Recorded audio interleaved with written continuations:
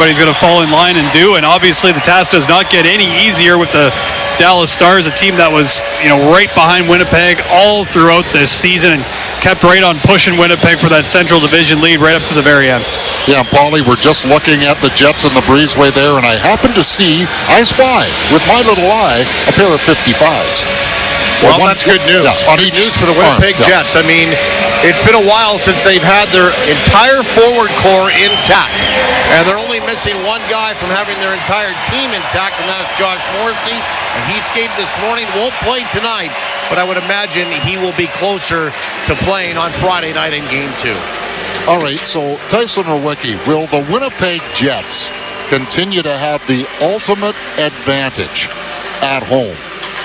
It's interesting because I don't know if the players will ever admit this, but I wonder if the fan experience is just a little bit too much nervous energy right off the bat. You really do see the impact of the fans, as the game gets closer and as the game goes on, you really do start to see, kind of the tightness from some teams on the opposing team.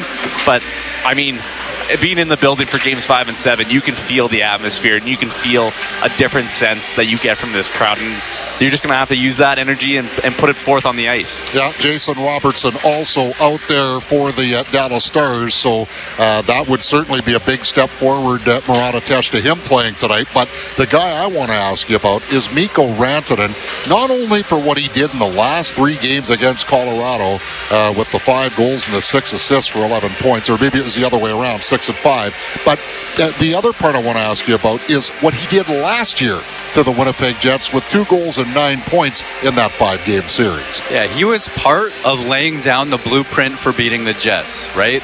Like, even this playoffs, no team has given up more goals through screens and layered deflections than the Winnipeg Jets at 11 goals. That's from Jesse Granger in that piece I was telling you about. That's just this playoff season. That's right. That's this playoffs. But who wrote the book on that? That's the Colorado Avalanche last year. And Mikko Rantanen was an enormous part of that, with some others involved as well, Nichushkin and Lehkonen. Mikko Rantanen knows. And to come out of that first series the way he did, I think we're all just sort of wondering, could the Winnipeg Jets have ever offended him in some way like Colorado did by trading him away? Because 2 games with 4 points in a single period is one of the most remarkable things you'll ever see in the Stanley Cup playoffs. Yeah, well, and Scott Arniel said we cannot allow Mikko Rantanen to get comfortable. So there's ways you can do that too, Tyson, without taking a penalty or without trying to hit him into next week. Yeah, what Mikko Rantanen does so well, he just sees the ice so incredibly well.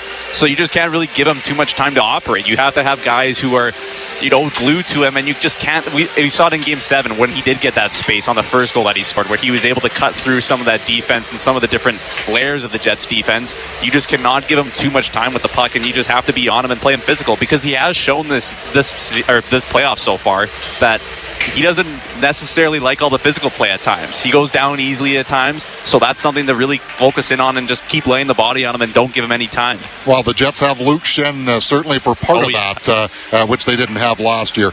Murat, just one more question before we let you go, and I really do appreciate you giving us the time, because I know you've got to get downstairs and get set up in your perch, but this incredible lack of Game 1 success that the Dallas Stars are on right now. I joked with Pete DeBoer about it earlier today. Do you hypnotize your players and make them think that it's Game 7? Because Pete DeBoer is 9-0 in Game 7s. It's hard to believe, but in 9 consecutive Game 1s, the Dallas Stars have managed to lose every one of them coming into this game tonight. Yeah, that's one of the stranger stats that you'll see in hockey. And I like when Pete DeBoer was joking with you that, he eventually came around to the idea that there are certain things he just has no control over, whether it's that record, whether it's his Game 7 record. Like, think about the way Rantanen kicked off that comeback, or I think it was the tying goal where he's doing the wraparound. And it goes off of Gerard's skate. Exactly right. There's some great fortune in that, and one imagines that if you're losing 9 Game 1s in a row, there's probably been some bad fortune and bad luck going against his team's way as well. Jets fans are hoping for more of the same tonight, no doubt about it. Well, in those previous 9, there have been 2 double overtime losses and 3 overtime losses. So more than half of those Game 1s have been in overtime. Oh boy. Are we here for another long night? Let's not put that out there. Let's not put that out there right now. But yeah. Hey, Murat Atesh, as always, thank you for the time, my friend.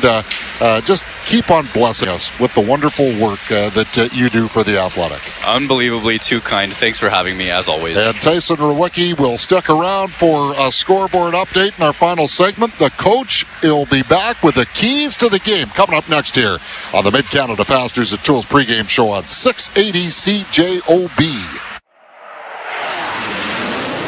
Hey Jets fans, get ready for the Winnipeg Whiteout with Jets gear and TrueNorthShop.com. Choose from a huge variety of official Winnipeg Jets Whiteout apparel, headwear, novelties, and more. Need a new white hat, t-shirt, pants, or a jersey? We've got you covered. Moving in, shooting, score! Shop online at TrueNorthShop.com or by visiting one of our Jets gear store locations. If it sounds too good to be true, well, you know the rest. But I get it. Some deals sound tempting, like this guy. These prices are insane! The boss has lost his mind! When it comes to your home's heating system, do you really want to do business with a company that resorts to gimmicks like this? You could call them and see what they are really offering, and then give Mr. Furnace a call. In fact, they encourage you to call around and get quotes first, and then call Mr. Furnace. You'll see why. Give it a try. Call 204-832-6243. In today's business world, hiring and retaining staff is a challenge. But Chambers Plan Employee Benefits gives you an edge. A solid benefits plan can be the deciding factor for job seekers. 30,000 Canadian businesses agree. Chambers Plan gives you the flexibility to offer comprehensive benefits with affordable, stable premiums. See how Chambers Plan can benefit your business at buychambers.ca. That's BUYchambers.ca.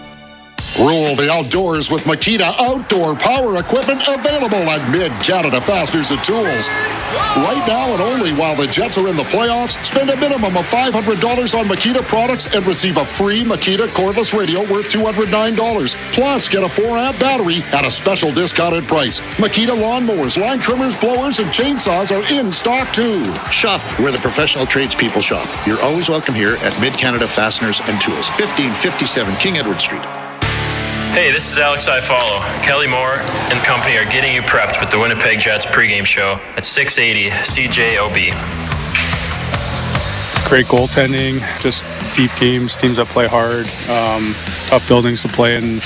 Obviously, Dallas probably more veteran lineup, a little more experience, and guys that have been there a little bit longer. But at the same time, teams that are obviously really, really well coached. There's some similarities, yet there's some differences. I think Dallas has three, pretty skilled forward lines. I thought St. Louis only had two, so they come at you with a lot of different looks. All their forward lines kind of play, have a little bit different style and do certain things well. And they got a good team, well built D, good goalie. It'll be a good test. I'd probably say that they're top end. I'm having 9 forwards that are coming at you. If Robertson's in, it even adds to their depth. So they can strike. And then the other side of it, they defend really well.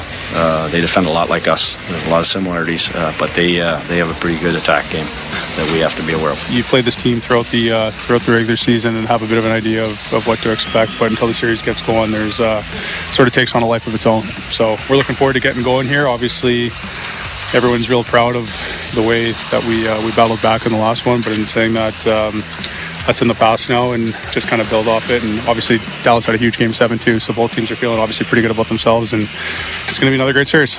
Our colleague from the Winnipeg Sun, Paul Friesen, asked those questions of Hayden Fleury, Luke Shen, and Scott Arniel about compare the differences between the Dallas Stars and the St. Louis Blues. And you heard some of the responses there as we welcome you back. And don't forget to stay tuned to the post-game show for the 3 stars for Shine Dental. Don't miss out on life's appetizing offerings because of ill-fitting dentures.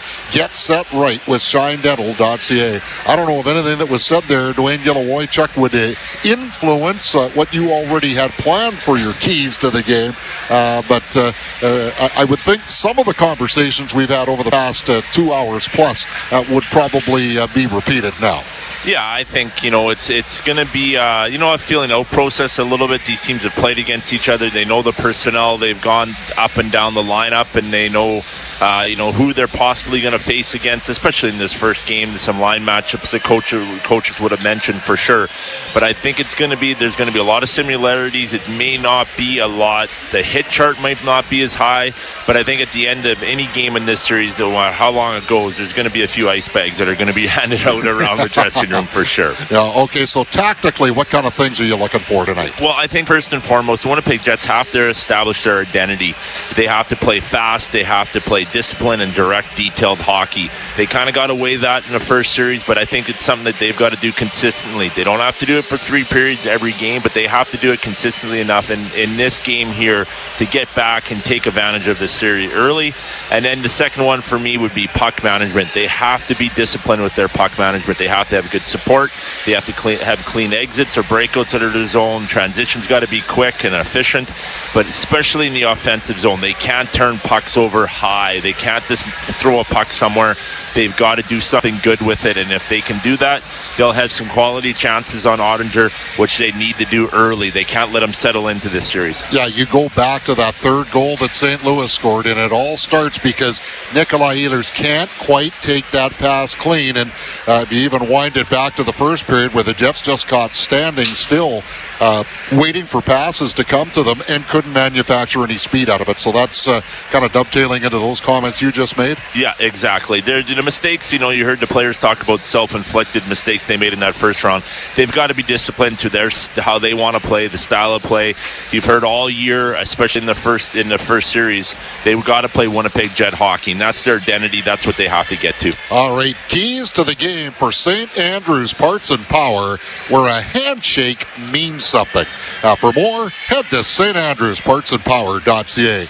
All right, Mr. Rewicki, one other game tonight as we are now into round number 2. Once this game's completed, everybody will have at least one game under their belt, but the Toronto Maple Leafs and Florida Panthers are into game number 2, and it's a barn burner. Yeah, and Joseph Woll just made a huge save just now, but the Leafs right now are up 4-3. The big guns for the Leafs have really showed up in this series and the playoffs so far with William Nylander. Mitch Marner's just scored the go-ahead goal to put the Leafs up 4-3.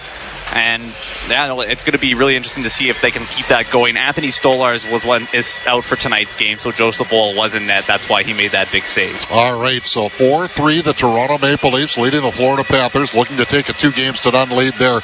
We're also well into the NBA playoffs as well. Yeah, Kelly, and this score is just official, just final now, and the New York Knicks take game 2 to go up 2-0 in the series. They win that 91-90. Josh Hart for the Knicks led the way with 23 points. And Derek White, the Swiss Army knife for the Celtics, he led the way for the Celtics. And Jason Tatum and Jaylen Brown, they didn't have their greatest game. So it's absolutely shocking to see the Knicks go up 2-0 in the series. 2 games in Boston. They'll head to New York for games 3 and 4.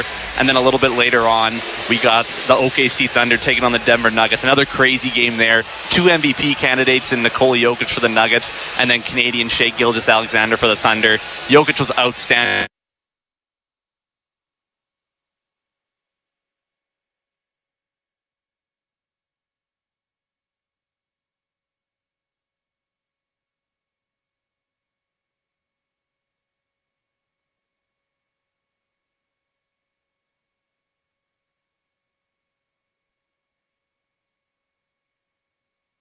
Winnipeg and Manitoba's listening. 680 CJOB hears you. We have experienced an inordinate amount of crime. And is always here for you. I was thanked for my efforts with a gun to my head and my life threatened. When you have questions, concerns. We've been told time and time again, there's no money. That desire to just get together. Go, Jets, go! CJOB not only brings you the story. Joe and I are down at the Winnipeg Whiteout Street Party. We go to the story. Brett McGarry on location. Here with you. We are in the East Exchange. And for you, 680 CJOB.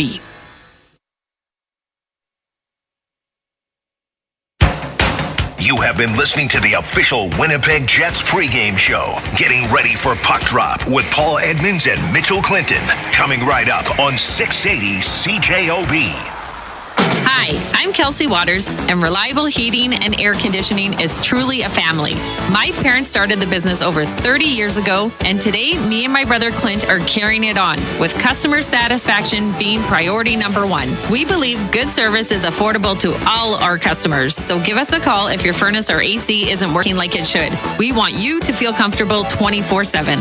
We are family strong, reliable strong, and Winnipeg strong. For details, visit reliableheatair.ca.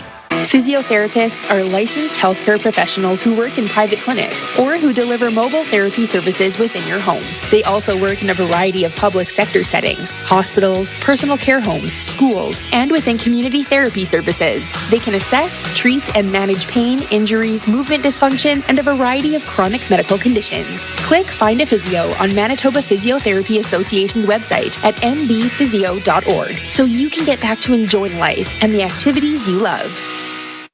Care to sample our delectable filet mignon? Oh, no, thank you. Actually, I'd love to, but my dentures have another idea. Don't miss out on life's appetizing offerings because of ill-fitting dentures. Get set right with Shine Dental. Their expert team helps secure loose dentures while improving your oral health, making eating more pleasurable and ensuring you smile confidently. Available at Shine Dental's 1104 Pembina Highway location. Would you like to try? Yes, I would. Book today and find your shine at shinedental.ca. You can now get your local news from 680 CJOB instantly on Amazon Alexa. Just add CJOB to your flash briefings on any Alexa device and say, Alexa, play me the news. it's that easy. Global News at Puck Drop, I'm Jura McElwraith. After his White House visit yesterday, Prime Minister Mark Carney reconnected with Canada's premiers today to brief them on his first meeting with U.S. President Donald Trump. Ontario Premier Doug Ford said they congratulated Carney for the restraint he showed during his encounter with Trump, calling it a good start to a new relationship.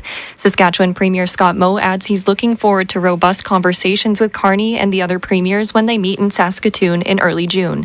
A statement from the Prime Minister's office says Ottawa and the premiers agreed to accelerate project approvals, while Carney aims to table federal legislation to eliminate trade barriers by Canada Day. And looking locally, Winnipeg police are searching for a woman that went missing on May 6th. 25-year-old Kaylee McCready was last seen that morning near Lakeland Place and Chancellor Drive in Winnipeg. She was wearing an all-black outfit and is described as 5'4" with a heavy build, long black hair, and brown eyes. McCready drives a white Honda Civic with the Manitoba license plate LPN 857. Anyone with information on her whereabouts should contact the WPS Missing Person Unit. And finally, a city committee is inviting Winnipeggers to appeal a decision that would redevelop an over-century-old building in the Exchange. The director of the Planning, Property and Development Department recently approved a permit to redevelop the Sanford Building and Moz Garage on Bannatyne Avenue. However, the Historical Buildings and Resources Committee says it does not support the decision, saying the plan would not preserve the heritage and character defining elements of the structure. Residents can submit an appeal to the city, which costs $955 anytime before 4:30 this Friday. And now over to your Winnipeg Jets game right here on 680 CJOB. All rights to this broadcast are reserved, and any rebroadcast, recording, retransmission, or other use of this broadcast without the express written consent of the Winnipeg Jets Hockey Club is expressly prohibited. Live from Canada Life Centre, this is Winnipeg Jets Hockey on 680 CJOB. Now here's the voice of your Winnipeg Jets, Paul Edmonds. It would be hard to top what transpired here on Sunday night for the Winnipeg Jets in any playoff series for many years to come. But the beauty of it happening means the Stanley Cup playoffs continue for at least another round. After dispatching the St. Louis Blues in an absolute thriller of a 7-game first-round set, the Jets now move on to host the Dallas Stars in round 2 in what should be another epic battle. For Winnipeg, resting on their laurels shouldn't be a problem entering tonight. After all, when you're the President's Trophy winners, you expect to be here, regardless of how you arrived. But as round 1 turns quickly into round 2, the Jets will need to ready themselves again for another tough grind of a series against the team that chased them all season long in the Central Division standings. And Mitchell Clinton, nobody should expect the Jets to duplicate Sunday's heroics again in this series with the Stars. But by moving on from St. Louis, they'll at least get a chance to also move along in the playoffs with an opportunity, to the very least, repeat it all again. That's right, Paul. Having a couple days between that epic Game 7 win over St. Louis and the start of this series against Dallas was crucial, in my opinion. Now, Dallas certainly had their own memorable Game 7 and had some rest as well, but Winnipeg is the team trying to pull the quicker turnaround here tonight in Game 1. One of those rest days was spent simply recovering, but when the Jets rolled in for practice on Tuesday, all the focus was on Dallas. So while looking back at highlights of Game 7 is fun for fans and broadcasters, the Jets will be implementing mindset that gave them a lot of success this season. Leave that big win in the rearview mirror and give the present all your focus. It's the Jets and the Dallas Stars, Game 1 of Round 2, and it's coming up next. You're listening to Play Now, Winnipeg Jets hockey on the radio home of the Jets. Power 97 and 680 CJOB. The world is full of complex problems. Peace in Ukraine. It's time for it to be over. But when Hal Anderson asked a simple question, what wish can I grant for you? Our CJOB listeners proved connecting is how we find answers. I would wish that my grandson would accept help with his addictions and with his mental health, and that things were a lot easier for people like him. Marie, I can't imagine. I had a wish, but then I heard that lady come on. My wish today is for Marie. I wish her the best. I wish I could grant that wish for you. Connecting Winnipeg with Hal Anderson, 10 to 12 weekdays, only on CJOB. Lowry moving in, shoot, score!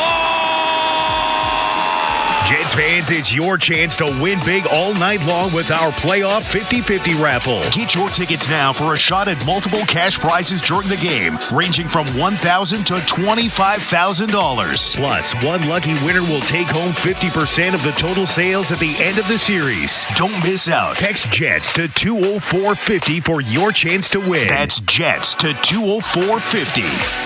The official sports betting partner of the Winnipeg Jets. This is Play Now Winnipeg Jets Hockey. Paul Edmonds, Mitchell Clinton with you.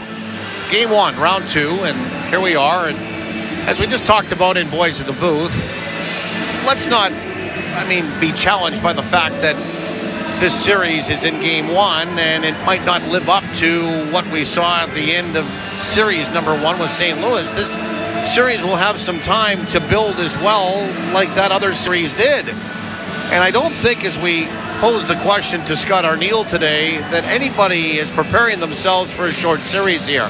So there will be an opportunity for this set, Round 2, between these two teams that were 1-2 all year in the Central Division, the two top teams in the Central, to build a life of its own as this series goes along. So let's examine some of the areas that are going to be key for either one of the two teams to win this series and outlasting the other.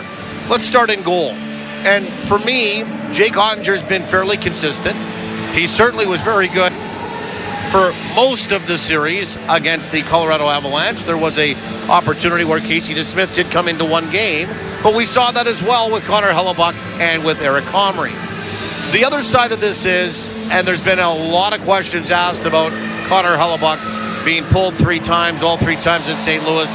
He stood up. I thought he delivered like he did going into Game 5, and then post leading up to today's game yesterday, talked about his whole experience in the 7 games, and I thought he had his finest hour in the last hour and a half of that game, which happened to be when the game got to 3-1 St. Louis. He shut the door. But goaltending will be a contributing factor to the one team that gets the best goaltending to win this series.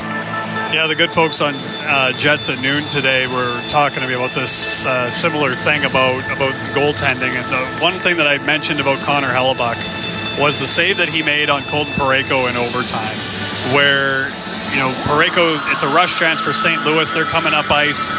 Parayko gets that pass as kind of the next layer and takes a shot from the top of the circle. Where's Connor Hellebuck? Top of the crease. Basically saying to Parayko, beat me.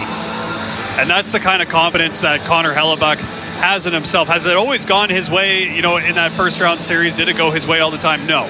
But the one thing is, and he's been very open about the mental kind of ups and downs of going through that grind of a series, how badly he wanted to be a big part of the reason that Winnipeg was able to move on and get past the first round.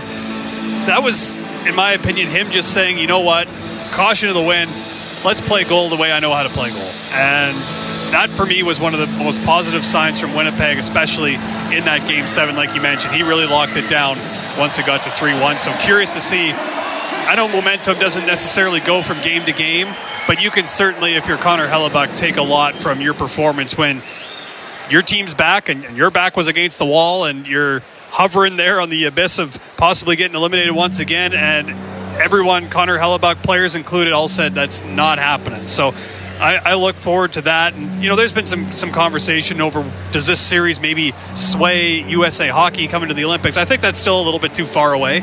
I think, Connor Hellebuck's looking at, winning his third Vezina. He's a Hart finalist. I mean, there's a lot to be said before we get to the Olympics. But specifically on this series, I mean, both of them are going to look down the other way at each other and know that they got to be the better goaltender in the series to give their teams a chance. He also made a great save on Nathan Walker when there was a turnover by the Winnipeg Jets right by their net in that game as well. So it wasn't just the Parayko right down Broadway chance. There was a few others as well. And I just found he found his game as he went along. Something clicked. There was a switch, and he even talked about that. He felt it in his own mind, and Neil Pionk discussed that as well, where he came in and said, guys, there's not another goal that's going to beat me. There's not another shot that's going to beat me. And the crowd rallied behind him as well. And great quote, he said, our crowd and this team believe in me as much as I believe in myself, and that is dangerous. So maybe what he's saying is it's a harbinger of things to come. The best is still yet to come for Connor Hellebuck. Now, I'll also say this, and we can analyze this and put perspective on things. Scott Arniel discussed the fact that he felt that his team looked nervous to start in game number 7. He was loquacious about that. He acknowledged that. He didn't run from it. I wonder if there was a number of players that felt that way, including their goaltenders. So much has been expected of this team for not just this year, but going back a couple of years. And they were facing the fact that if they didn't win Game 7 in the dramatic fashion that they did, it's 3 years in a row of being out and answering the same litany of questions again that you have for the last 2 Mays, respectively.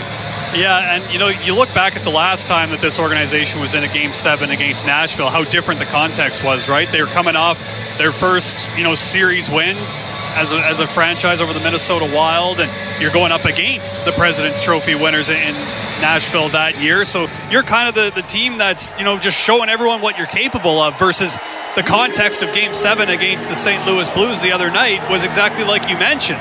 You're answering all those questions in the face once again. So, Winnipeg was very good at rising to the occasion. And I don't wonder, now that we're into the second round, if the starts get a little bit better for Winnipeg, especially at home. You've been through the energy, the nervous excitement of coming out into this building, coming out into the whiteout to start a series, to start a big game, whatever that may be. And I think that's going to be a huge asset for Winnipeg against a Stars team that's had one more day of rest than Winnipeg has after their 7-game series too. Okay, simply, how do you view this series? What are some of the things that you feel will be maybe similar to the series that the Jets played with St. Louis, and what might be different for Winnipeg in this set? The space will be at a premium. That's going to continue to be a theme as we keep going here. Dallas is a team that, has a little bit of quick strike in them, but at the same time, is a team that tends to take care of things in their own end. So I think space will be at a premium. You're going to watch the neutral zone and the blue lines, because any turnover for either team at that point is going to result in a rush chance coming back the other way. The difference that I see in Dallas, and there has been some conversation about it, whether it's been from the players or head coach Scott Arniel, you kind of go from, maybe if you could say 2.5 lines that can really put the puck in the net from St. Louis to 3 with Dallas, especially with Jason Robertson, who, as listed now on the roster side of things, is in the lineup for Dallas as expected. That adds another 35 goals to Dallas's lineup, right? That wasn't there in the first round. So it's going to kind of be depth versus depth, if you will. Your high-end guys have to beat their high-end guys, but Winnipeg's depth, I think, really showed itself in that series against St. Louis. They're going to have to continue to do that in this series, and I think that's where this one could be won or lost, is who can be the hero for their team every single night, because it's going to come down to one line just potentially beating the other in any particular game while the others are awash. I don't believe that this series will have the physicality. I do believe that it will have a snarl as it goes along and it gets deeper. Certainly, there are a number of players that will compete on the Dallas Stars, no doubt, but you don't have a fourth line of Toropchenko, Faksa, and Walker running around, hitting everything in a Winnipeg Jets jersey as you did for 7 games against St. Louis. It might be more finesse, there might be more talent, but I also believe that you're going to see an up-tempo, a higher pace in this game, getting north-south for both the two teams. It will be tightly defended, as you mentioned, inside the two blue lines, but I think these two teams will not have to shoulder check all the time, worried about somebody running them through the boards. Now, it was interesting, though, as we say all of this, because there's a blueprint, and Pete DeBoer talked about that. He said they would be absolutely folly if they didn't look at what St. Louis did to get within 2 seconds of beating the Winnipeg Jets and then trying to employ some of that in this series and starting with game number 1 tonight. What that is, we don't know, but you would like to think that it's probably something to do with the physicality that St. Louis executed on the Winnipeg Jets for 7 games. Yeah, pressure on the forecheck would especially be the one that I would be keeping an eye on, especially because, like you mentioned, that Faksa line with Toropchenko and Walker was just consistently, especially if they were on the ice with Josh Morrissey, who was a game-time decision, not playing tonight based on the roster online here. You know, every time Josh Morrissey was on the ice, he was getting hit. Dylan DeMello, the same thing. And it was kind of all the way through the D. Now, Winnipeg was able to outlast that, and I think on top of that, Connor Hellebuck played a little bit of a role. Did he have some puck-playing adventures in that series? Yes. But I think once he simplified that, he was really helpful to the Winnipeg Jets defense. So I look for the Stars to try to get in on the forecheck. And the other thing that stands out, when you go back to the regular season matchups between these two teams, yes, playoffs are different. But the one game that Winnipeg did lose to Dallas, in Dallas, a lot of stretch plays, a lot of kind of moving, stretching the ice, forcing Winnipeg's D back, and trying to keep Winnipeg from keeping that tight gap through the neutral zone and being able to defend as a group of 5 with Dallas coming up the ice. Just less pressure being able to be applied to Dallas. So that'll be the thing that I watch for. They're a quick transition team as the Dallas Stars, especially with players like Rupe Hintz that like to get up ice. So it's such an intriguing matchup, especially given the fact that pretty much every game between these two teams over the course of the season was close, and their strengths kind of mirror each other's strengths. It's going to be a series that, you know, I think it's off to a roaring start here in game number 1. Here's some interesting factors, just what we talked about with Pete DeBoer on the blueprint. He said the recency factor is always critical. We've looked at that series pretty heavily, that being Winnipeg versus St. Louis. We'd be crazy not to look at what St. Louis did well and where they fell short. On the other side, Scott Arniel said yesterday, we're not going to overhaul our systems, but rather pick up on tendencies. So there's the game within the game, and it switches to 2 different teams as they plan and try to maneuver around each other as well. The other thing I want to talk to you about, because we didn't talk a lot about it as the series went along with St. Louis, but you look now and you have a better idea through more games and more power plays and time short, is the specialty teams for both these two teams. Winnipeg, 10 straight kills on the penalty kill, and for the Dallas Stars, 3 straight games with a power play goal.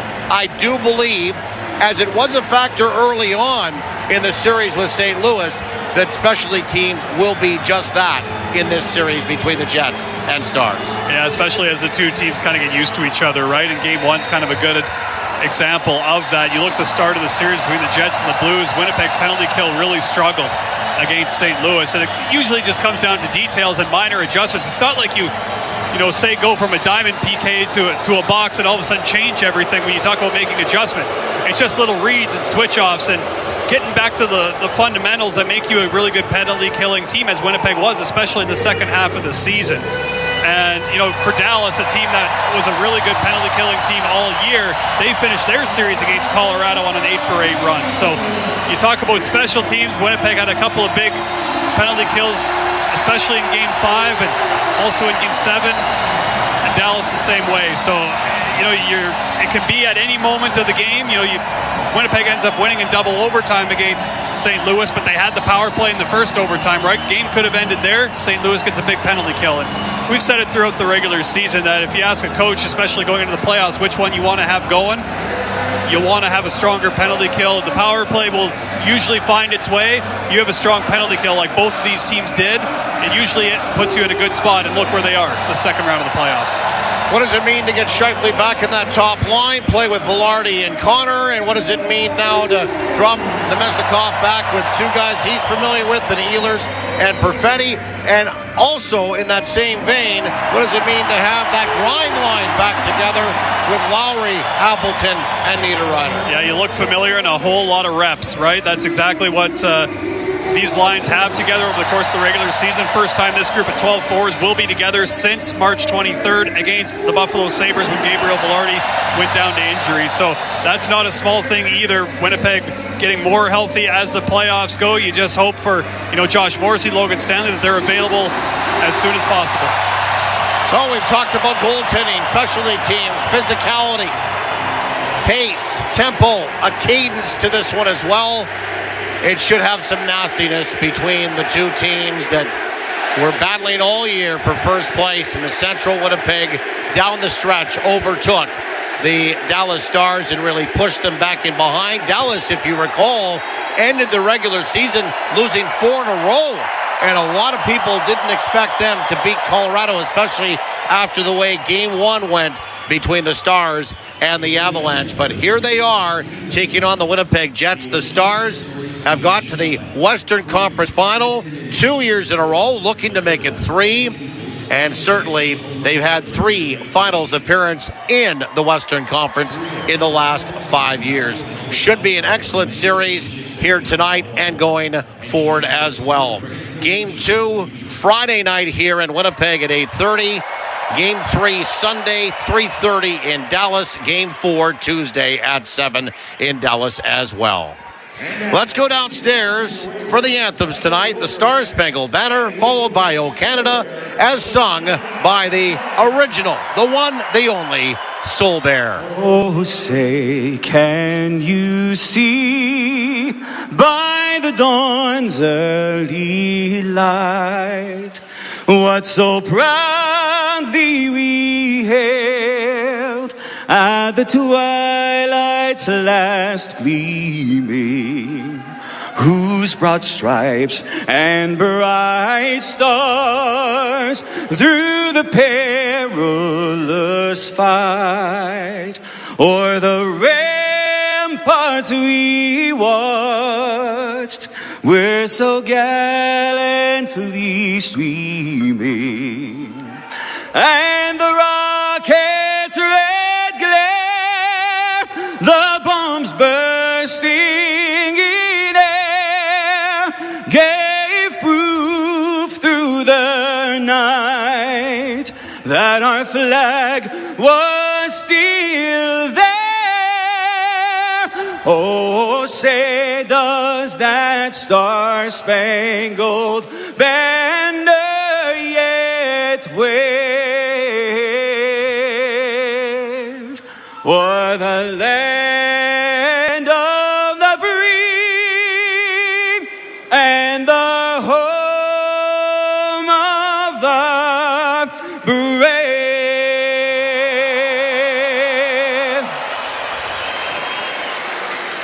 Oh, Canada, our home and native land, true patriot love in all of us command.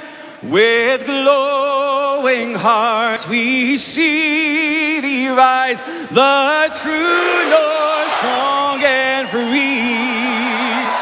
Ton histoire est une épopée des plus brillants exploits. God keep our land glorious and free. Oh, Canada, heart for thee. Oh, Canada, we stand on guard for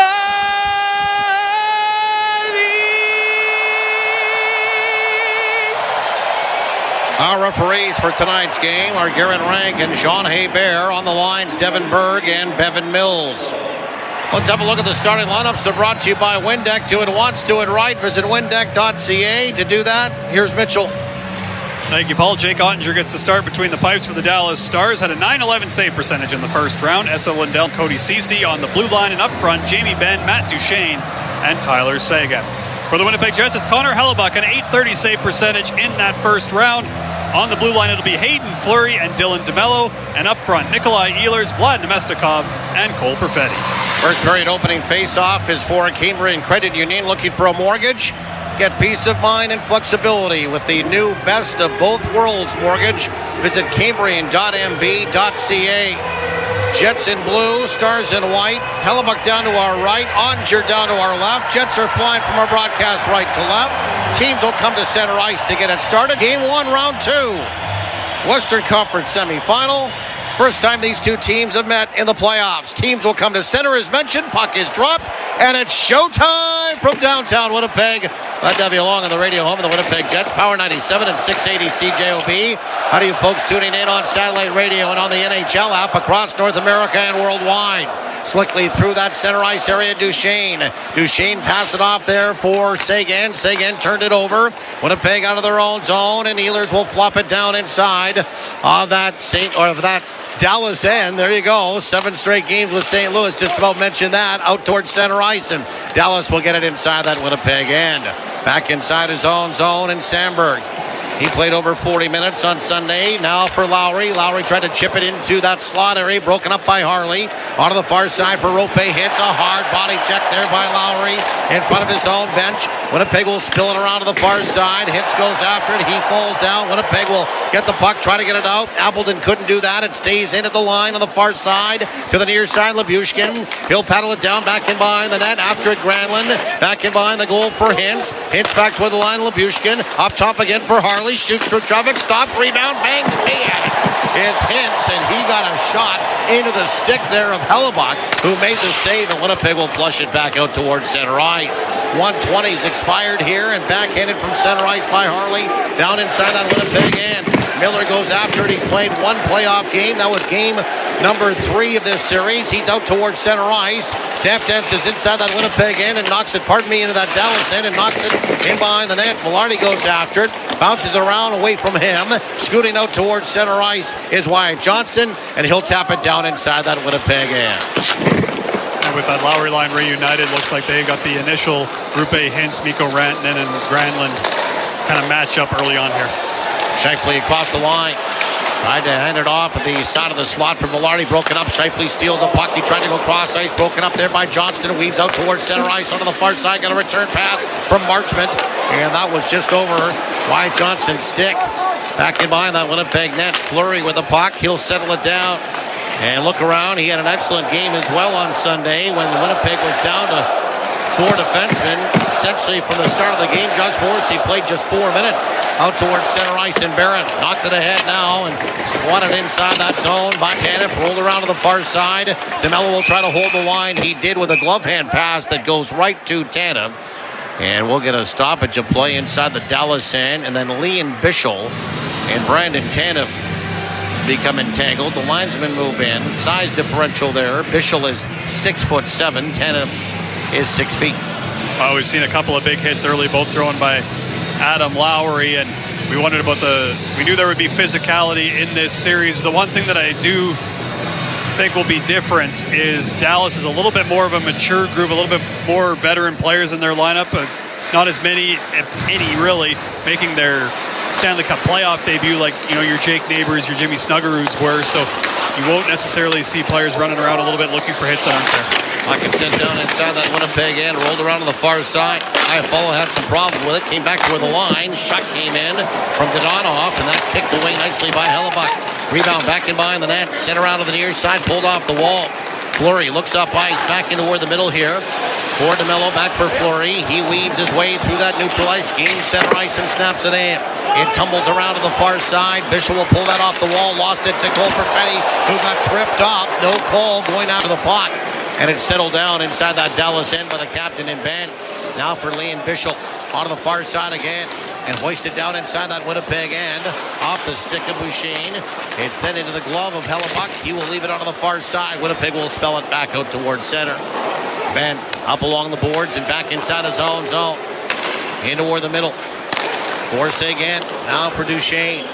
Through that neutral ice, he hops inside that Winnipeg end, takes a body smash on the far side, sent around to the near side. Labushkin will pinch in, put it out in front, stop, rebound over the net, and a great chance by Matt Duchesne. He wristed it over the net. Hellebuck was down on 2 pads. He might have had the top of the goal, and he missed by a foot. Winnipeg will sort it out towards center ice. They'll push the puck. Now it's Perfetti to cross the line. Perfetti and an exchange there with Ehlers. Turned over the puck. Back the other way. Granlund on the far side. Here comes Dallas across the line. Ratnick shoots off a skate and goal. Bounced off a stick as well. Winnipeg has to snatch that. Back toward the line. Shot came in off a stick as well, and it just goes over the net. Rope hits back toward the line again for Cody Ceci. To the near side again for Rantanen. Rantanen onto the far side. He will paddle that puck back around the board. Take a body check now for Granlund. Back in behind the net. Back out in front. And Rantanen on front. Stopped by Hellebuck. Winnipeg under siege right now. And finally, it's pelted off the boards with a backhand by Perfetti. And it falls through the neutral ice and back inside that Dallas end. Winnipeg races to the bench for a line change. Exactly what we talked about in the pregame show. Those blue lines. A little turnover by Winnipeg on a miscommunication, and Dallas pins them. Robertson shot from a bad angle off a stick, and it flies into the meshing in the near side corner here, and out of play it goes. Winnipeg Jets hockey brought to you in part by Winnipeg Clinic, Wallace & Wallace, and the Dairy Farmers of Manitoba. Shots on goal are 5-0 Dallas. Connor Hellebuck just having a quick conversation with Garrett Rank, one of the officials. I think he feels that Mikael Granlund, as he was coming through the crease area there on that initial 3-on-2, may have stuck the arm out inadvertently, perhaps, I'm not sure, but kind of clipped Connor Hellebuck's mask. Face off to the right of Hellebuck. Scheifele won it back into the corner against Wyatt Johnston. Moved up along the boards and out towards center ice it goes. Petrovic to the near side. For Marchment, redirected down inside that Winnipeg end. Luke Shen gave it away. Came back toward the line, trying to hold it and forced out nicely by Kyle Connor as he won the battle with Robertson. Marchment back at his own line onto the far side for Harley. Swings through that neutral ice to the near side for Robertson, but he was slightly in ahead of the play. And we will get an offside call against the Dallas Stars. 14:49 remaining in the opening period. No score. I don't wonder if early on you're seeing the benefit of that extra day of rest for the Dallas Stars. A nice quick start for them on the road, just in terms of the pace that they're playing with and being able to get on pucks, force some turnovers out of Winnipeg, or you know, they had the full practice yesterday. Well, the optional practice that was basically fully attended and a morning skate. So perhaps just a little bit of a fresher Dallas team showing up early here. Interesting. We can talk more about that. I was not surprised to see everybody on the ice yesterday, especially with the day off on Monday. Exactly. These guys are creatures of habit, and even though they need their rest, they also want to be on the ice and be at the rink doing their routines. The big overskate of the puck. Steele in the high slot. Steele with the puck. Steele back to the near side. Redirected by Oscar Beck, and he just put it wide. Winnipeg out towards center ice. Dumped in by the red line, and Neil Pionk will head off as he did that for a line change. Exit stage right. Out towards center ice to the near side, and Fleury. Fleury got pushed off the puck. Picked up by Dadonov. Onto the far side for Lee and Bischel. Swings inside that Winnipeg end. 1-on-4. Still has the puck. Bischel will backhand it into the corner. It rotates back in behind the net. DeMello goes after to the near side again for Fleury. Up along the boards for Scheifele. Hard smash there along the boards by Bischel. Scheifele picks up his stick. And Winnipeg will fetch the puck back inside their own zone. DeMello now indirect for Scheifele. Hops inside the zone. Scheifele to the near side. Went cross ice for Kyle Connor. The puck was up in the air on that pass, and Connor couldn't knock it down out of the air, and quickly and swiftly sit back inside that Winnipeg end. On the puck on the far side. Ben back toward the line.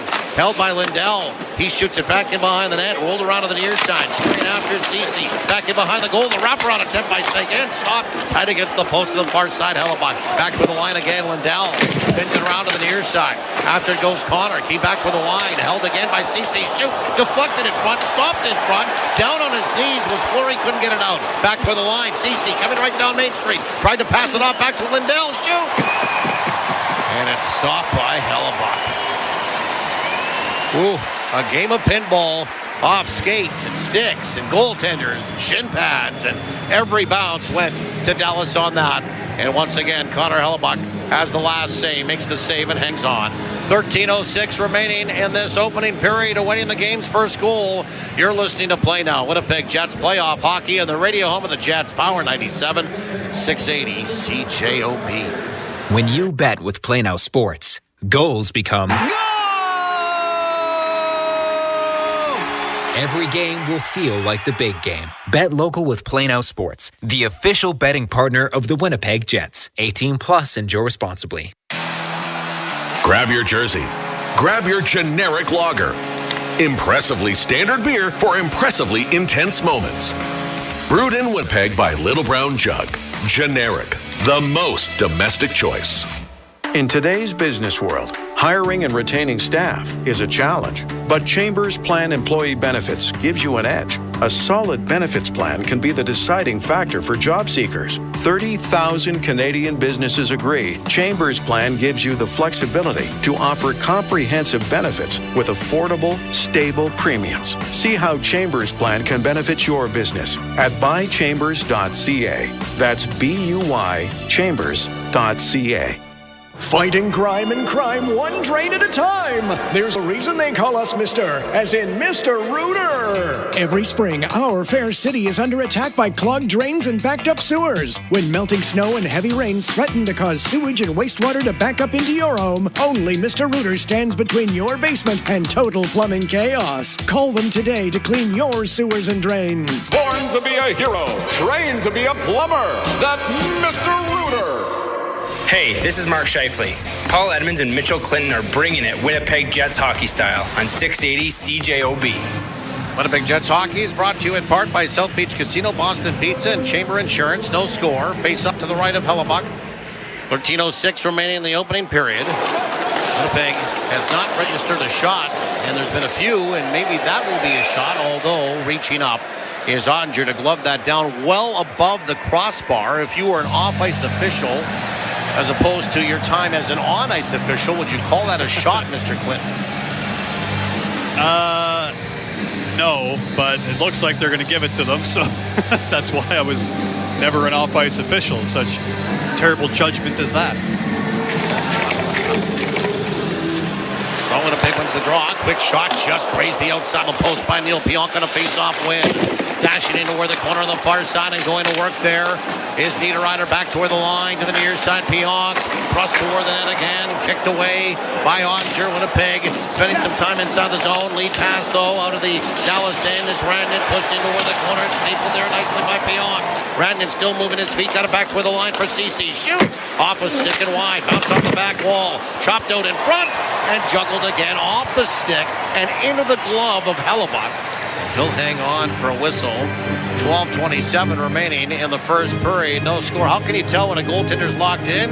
He can paddle the puck out of the air with his stick and bounce it into his glove and hang on for a stop. And act all casual about it too. Yeah. You know, I wonder what the message was to Winnipeg at that first timeout on the ice there. I wonder if it wasn't the coaching staff just being like, all right, you guys we've kind of run through the lines here. You guys are in it. You're feeling it. Now it's probably the best way to get your head locked into the fact that it's a brand new series being played a little bit differently. So now I'd expect Winnipeg to have a little bit of a bounce back here. Face off to the right. Hellebuyck, Winnipeg will win it. Face off win there by Nemestikov and flipped out with the backhand by Perfetti. Sent right back in by Dallas, turning his skates. Miller tripped and fell, but he will battle for the puck along the boards to the near side. He had some support, and now Nikolai Ehlers will race out towards center line. Ehlers will dump it inside that Dallas end. After goes DC, he takes a body check for Nemestikov, who came flying in there. They're digging at it, back in behind the net. Nemestikov will skirt it around the boards. He'll collect it again, rim it around, and it's stopped there. After it again goes a couple of defensive players for the Dallas Stars, and CC with Marchment there as well will finally plunger it back out towards center ice. Winnipeg will softly put it back in and head off in a line change. 11:40 remaining in the opening period. No score on your radio home of the Jets. Power 97 and 680 CJOB. Scooting inside the zone is Steele. Moving around to the far side. Winnipeg will try to battle it there. They reverse now, and Fleury. Fleury will hang on the puck to rim around the boards. Pulled off the wall by Connor. Rink wide for DeMello. Up along the board to the far side. Half a step Velarde. Velarde into where the corner. Put it back in behind the net for Scheifele. Scheifele rolled it around. Back toward the line. Pinching in his Fleury. He paddled that into where the corner. After goes Velarde. Scheifele there as well. Back in behind that Dallas net. 3 Stars are there. Dodonoff goes after it. He will spin it around to the far side now for Beck. Beck can't get it out. Winnipeg will get it back into where the corner. Good job. Hit back on it. And it's stopped by Ottinger. Winnipeg putting on the work boots, the hard hat, the high vis vest, and bringing the lunch bucket on that one. Velarde, Connor, Scheifele, the D holding the line. Good chance, Velarde, for Connor back out in front. Ottinger standing tall and makes a save. Yeah, Winnipeg gets a little bit of a line mismatch here with the Scheifele line out against the Sam Steele trio, and they go right to work. And I think Dylan DeMello, recognizing that they had Dallas defending a little bit, makes an aggressive pinch and keeps it alive, and that gives Winnipeg a 3-on-2 from the tops of the circles down, and they nearly exploit it to perfection. Dallas wins the draw. They scoop it around to the near side, but Seguin can't get it out.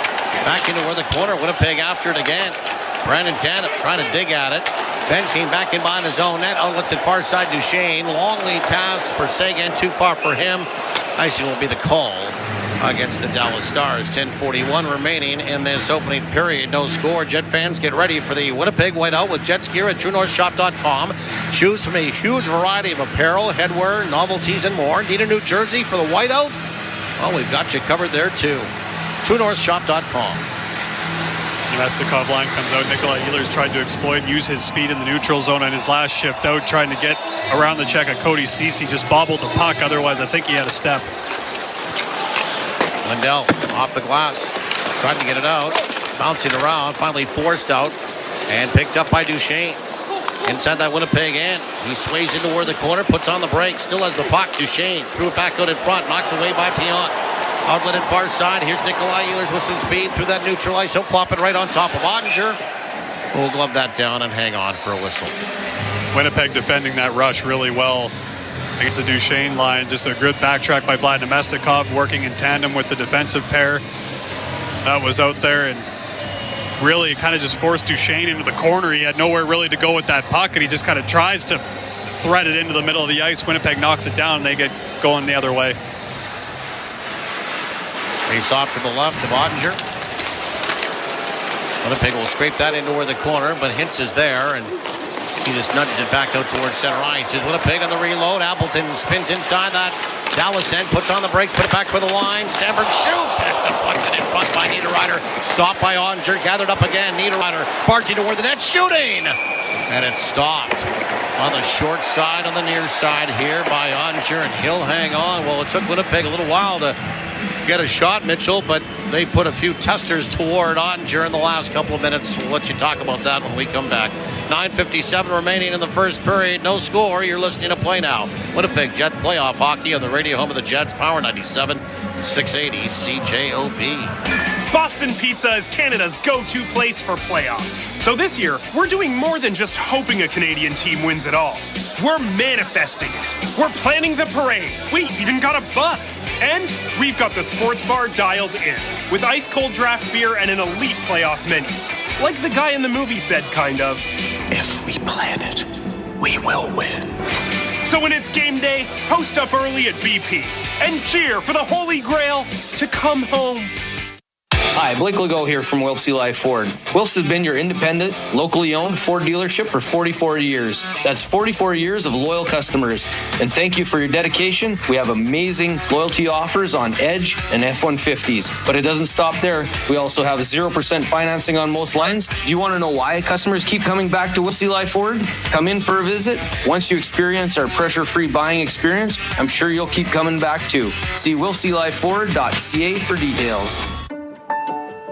The power of nature flows through Manitoba. We harness it and turn it into reliable, affordable energy. It's not just energy, it's a promise. A promise that connects us all. A promise for the future. Our investment in Manitoba is significant, but the value we generate together is beyond measure. Manitoba Hydro. Energy for life. This is your front row seat to all the action for Winnipeg Jets hockey on 680 CJOB. Just under 10 minutes remaining in the first period. No score. We do it to the right of Ottinger deep inside that Dallas end. Dallas started with a 9-0 shot advantage. It's been 5-0 Winnipeg since, and they've generated it a few different ways. Couple off the forecheck, couple off some quick reloads. And then some second chance opportunities like the Niederreiter one that we just had. Dallas wins the draw. Lindell, far side for Robertson. Turned over the puck, sent it back inside. Luke Shen takes a shot on the far side from Marchman, but Winnipeg's going to be offside. And we're going to stoppage of play. And that's the other thing, too. Like, we have watched Gabe Vilardi and Nikolai Ehlers try to immerse themselves back into the tempo and the pace of playoff hockey. Jason Robertson's doing the exact same thing, and this is the starting point for him tonight for the Stars. Yeah, 100%. And it's not an easy thing to do to jump into the first round, let alone jump into the second round like Robertson's trying to do in this one. Winnipeg will run it around. Hard after the puck, trying to hunt it down inside that Dallas end. Vilardi into where the corner, trying to free it up. Vilardi twisted. Tripped and fell. Fans wanted a penalty, not going to get one. Sent down inside that Winnipeg end. Luke Shen, nice job to move it up along the boards. Vilardi falls back inside his own zone. He'll leave it for Shen. To the near side now for Miller. Miller playing his opposite side. Right-handed shot playing lefty. He'll snap it in from center ice. After it goes Appleton, he'll get it back into where the corner. Pulled off the wall. Ran in onto the far side now. And through that neutral ice is Granlund. Granlund will stuff it down inside that Winnipeg end.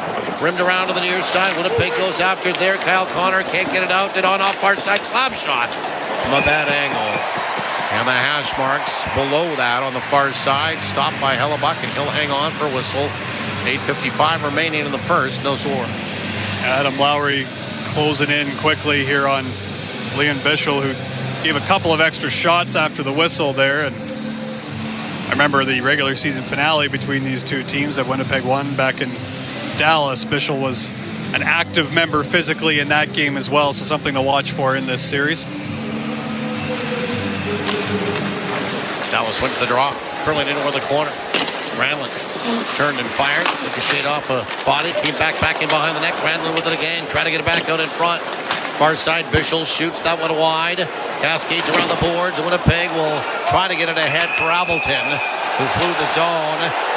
And it was sent down by Niederreiter, and they're going to call an icing call against the Jets, but then reverse their decision and just have the center ice face-off as the fans made the call on that one.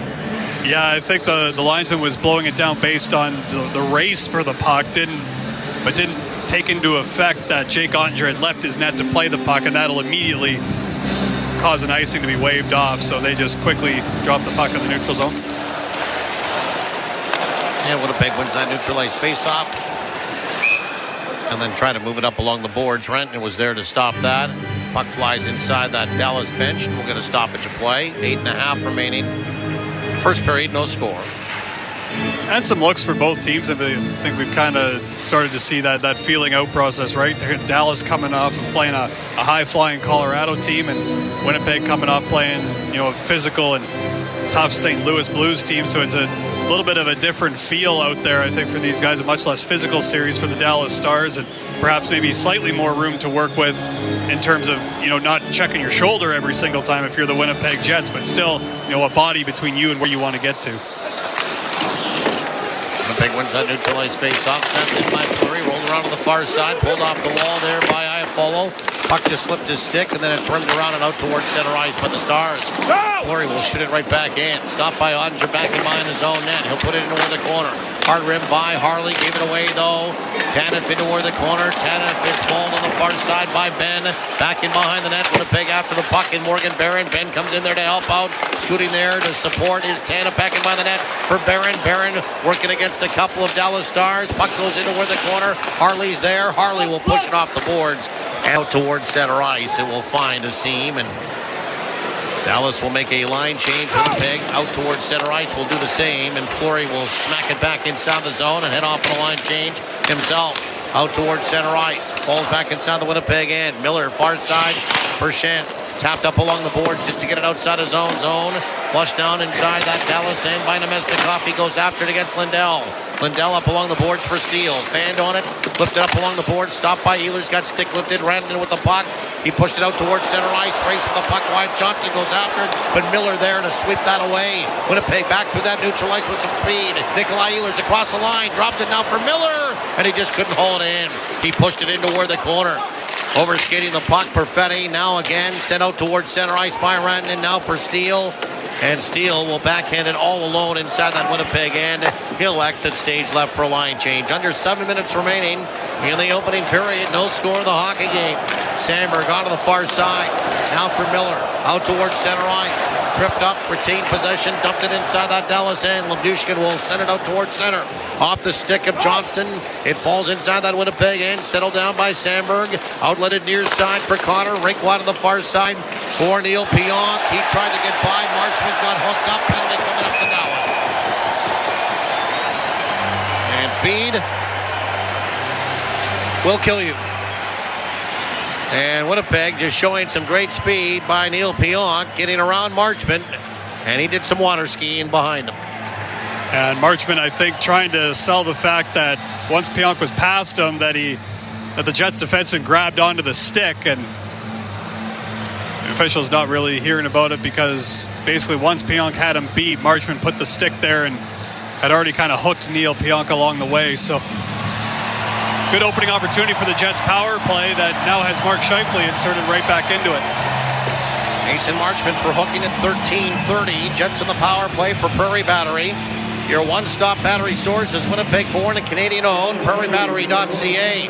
Winnipeg wins the draw onto the far side corner. Darting out of the corner, and a shot toward the net was Connor off a stick and it went wide. First touch, Winnipeg again back toward the line. For Pionk to the near side for Scheifele. Back for Neil Pionk. He is hurried. Twists around and fired it to the far side. Snatched there by Connor. Connor down low for Ehlers. Rolls out in front. Jam job. And it's stopped by Ottinger. And he'll hang on for a whistle. Ooh, Mitchell Clinton, I'm enjoying the puck movement on that power play by the Winnipeg Jets. And the assertiveness. There must have been something in the pre-scout because we saw twice on this particular sequence, both Kyle Connor and Nikolai Ehlers, both left-handed shots, taking advantage of where that one penalty killer is and grabbing that route to the net and getting a good chance on goal before Dallas is able to get there. So something to watch is that low forward on the power play might have a bit of a net drive possibility. 6:07 remaining first period, no score. Jets will win the draw again. Pionk along the boards on the far side. Got it back again from Villarny to the near side. Left side point for Ehlers. Ehlers cross-ice pass intercepted by Steele. Outletted near side for Oscar Beck. Beck will trudge down inside the zone, but Steele in ahead of the play. Offside will be the call against the Dallas Stars. 5:51 remaining in the first period. No score, 1:21, and that penalty still to go to Mason Marchment. Yeah, I was thinking that we might be about halfway through this power play, but you look up and only 39 seconds have gone off. Just shows how efficient Winnipeg was in that first sequence on the power play to create the couple of chances that they did, and then also get that puck retrieval and keep it at the Dallas end. Lindell sways over to the far side as they won the draw, did Dallas, and he will fire with a slap shot inside that Winnipeg end. Jets will sort it out, and they'll come out on their own zone. Kyle Connor through that neutral ice. Onto the far side for Villarny. Spits it into the corner. Dashing after it. Connor back toward the line for Pionk to the near side for Ehlers. Winnipeg will get it established. Into the corner for Scheifele. Slices away from a check. Curl back in behind the net to the far side now. Controlled again by Connor for Shifley, back door to the near side. And nobody can get a stick on it. Controlled again. Pionk, far side for Connor. Up top for Neil Pionk. Swings it to the near side for Shifley. Dusts it off. Shifley down low. Velarde back for Shifley. Shifley top of the circle. Shooting! It stopped. Rebound. It's in some skates. And it's pushed into where the corner by CC. After two Jets in on him. Trying to dig it out of CC's skates there. Velarde in to help out Lindell. He gave it away for Ehlers. Back toward the line for Connor. Up top for Pionk. To the near side. Hash again for Shifley. He sways in. Put it back toward the line. Got a return pass again. Shifley moving in. Shifley down low. Velarde drop step backhand forehand. And he got in too tight. And there to prevent it on the near side post from going in was the right pad of Jake Ottinger. And he'll make the save down on his chest and hang on with 6 seconds remaining in the penalty to Marchment. I think Velarde wanted to flip this puck when he took it from backhand to forehand, but I think Lindell's stick just impacts what he's able to do with it, so he tries to force it into a backhand, and Ottinger knows he doesn't have a whole lot of space to work with, so he just pins that leg against the right post, and Velarde just runs out of room. Nemestikov wins the draw. Miller up top, shooting, deflected in front, just grazed the outside post again. And then it's dumped the distance by Dallas, and that'll do it for the penalty to Mason Marchment. So Winnipeg 0 for 1 with a man advantage, but not for a lack of trying. With some speed through the neutral ice. Dumped in by Miller. Rolled around into where the cornerback in behind the net. Harley goes after it, rims it around again. Falls off the stick there of Rope Hintz. He got a little bit of help. Settled down now and out towards center ice. Hintz onto the far side. Across the line was Rantanen. He almost toe-picked, rolled around to the near side. Labushkin takes a smash from Winnipeg's Nemestikov. Along the boards onto the near side. Inside that Winnipeg end at the hash marks. 2, 4, 5 players fighting for it. It's pinned against the boards. Nobody's really moving it. They're digging at it. Rantanen is there. A couple of Jets are there. Pushing it against the boards. A slash there by Labushkin. It knocked the stick out of Perfetti's hands, and they'll blow it down finally. And we'll get a stoppage of play in our final time out of the period. They come back after these. 3:43 remaining in the opening period. Still awaiting the game's first goal, but it's been a good start to this series. You're listening to Play Now. Winnipeg Jets playoff hockey on the radio home of the Jets. Power 97 and 680 CJOB. When you bet with Play Now Sports, goals become... Every game will feel like the big game. Bet local with Play Now Sports, the official betting partner of the Winnipeg Jets. 18 plus, enjoy responsibly. Noble, proud, feathered to stay warm. Goes great with watching hockey. Turkey, perfectly Canadian. Buy Canadian turkey and support Canadian farmers like me. For fun and reliability you can count on, your one-stop battery source is Canadian-owned Prairie Battery. Prairie Battery is family-owned and operated, providing reliable and trusted battery power. When you want true power, come see Prairie Battery and the Prairie Battery team, or visit us at prairiebattery.ca. When you need batteries for industrial, commercial, auto, recreational, marine, RVs, and more, it can only be prairiebattery.ca. Doug and Deb's deck was dilapidated, so they demolished their dismal deck and drafted a DIY do-over. Despairingly, the design was a disaster, and the deck was a dud. Deck dilemma? Find out why we say do it once, do it right with Windeck. Hi, I'm Mel Duick. With our low-maintenance products and award-winning design team, we can turn your outdoor living space into a beautiful deck that's easy to care for and built to last. Get inspired at windeck.ca. Do it once, do it right. Bet on Manitoba. Enjoy responsibly. This is Play Now Winnipeg Jets Hockey on 680 CJOB. Jet fans, tonight's feature item of the game. Check out the exclusive Barteski Whiteout apparel collection designed by local artist Cal Barteski. Choose from a variety of styles available at TrueNorthShop.com. That's the official Barteski Whiteout apparel. Jets gear, the official team store of the Winnipeg Jets. No scores. We welcome you back. 3.5 remaining first period. In where the corner. Winnipeg trying to smother a couple of Dallas Stars. Ben is there fighting for it. Kicked it along the boards. Winnipeg will try to expel it. Came back to the line. Held there. Shot by Petrovic. That goes wide. Far side. Another shot. Jammed out in front. Stopped by Hellebuck. Ben tried to wrestle it away off that shot by Bischel. And it was taken off his stick, sent toward the line, held again. Petrovic will shoot it, goes off a stick and bounce back into where the corner. After it goes Seguin, back toward the line. Bischel shoots, it grazed off the right shoulder. Belichick grabbed again by Iafallo and flipped out toward the line, not out, but Winnipeg will follow off. And sauntering back out towards center ice on the near side is Fleury. He'll send it down to alleviate some pressure inside that Dallas end. Winnipeg will head off on a line change. Out of the pushback shift you expect from the Dallas Stars, who clearly weren't going to be happy with how Winnipeg had really turned the table on them in terms of shots on goal and momentum in this game. And coming out of that timeout, I'm sure DeBoer had some words for his club now that they had killed off that penalty despite all of Winnipeg's pressure. Offside against the Stars at the Jets line. 2:43 remaining in the first period. No score. Shots on goal 11-9 for Dallas. So Winnipeg has closed the gap on that. Johnston will take the draw against Lowry. Johnston wins it back toward his own line for Lyubushkin. Long cross-ice pass off a stick. Slides inside that Winnipeg end. Hellebuyck helped it around for Miller. Out towards center ice. And off a stick there, picked up by Appleton. Swings inside the zone, turns and fires, and went off the stick. One of the challenging defensemen in Harley, and up and over the back glass, and out of play it goes.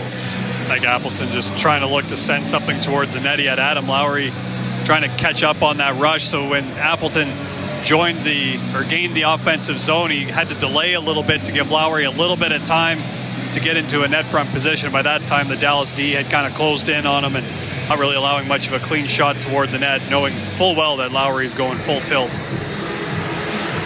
Face off to the left of Ottinger. Winnipeg wins the draw. Darting around into where the corner. Connor shoots off a stick, and that vacates the premises as well of the ice surface. Into the meshing, falls back down. We'll do it again.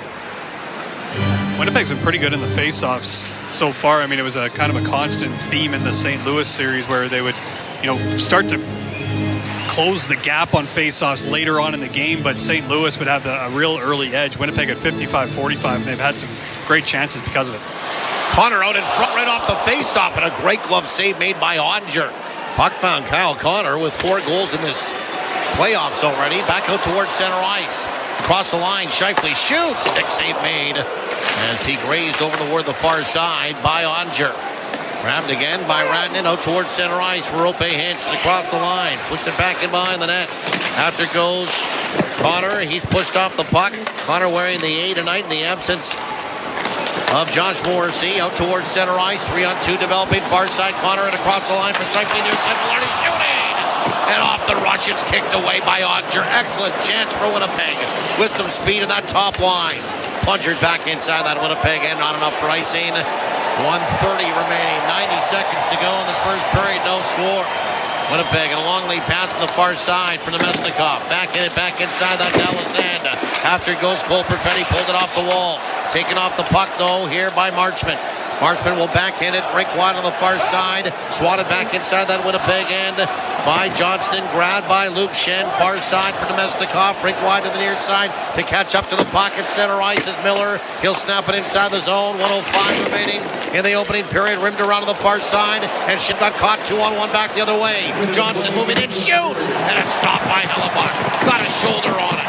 Took the angle away on Wyatt Johnston. Winnipeg back out towards center ice as this one is opened up. Bischel will give Ehlers a cross check as he dumped the puck in from center. Heads off on a line change. Petrovic now at center ice.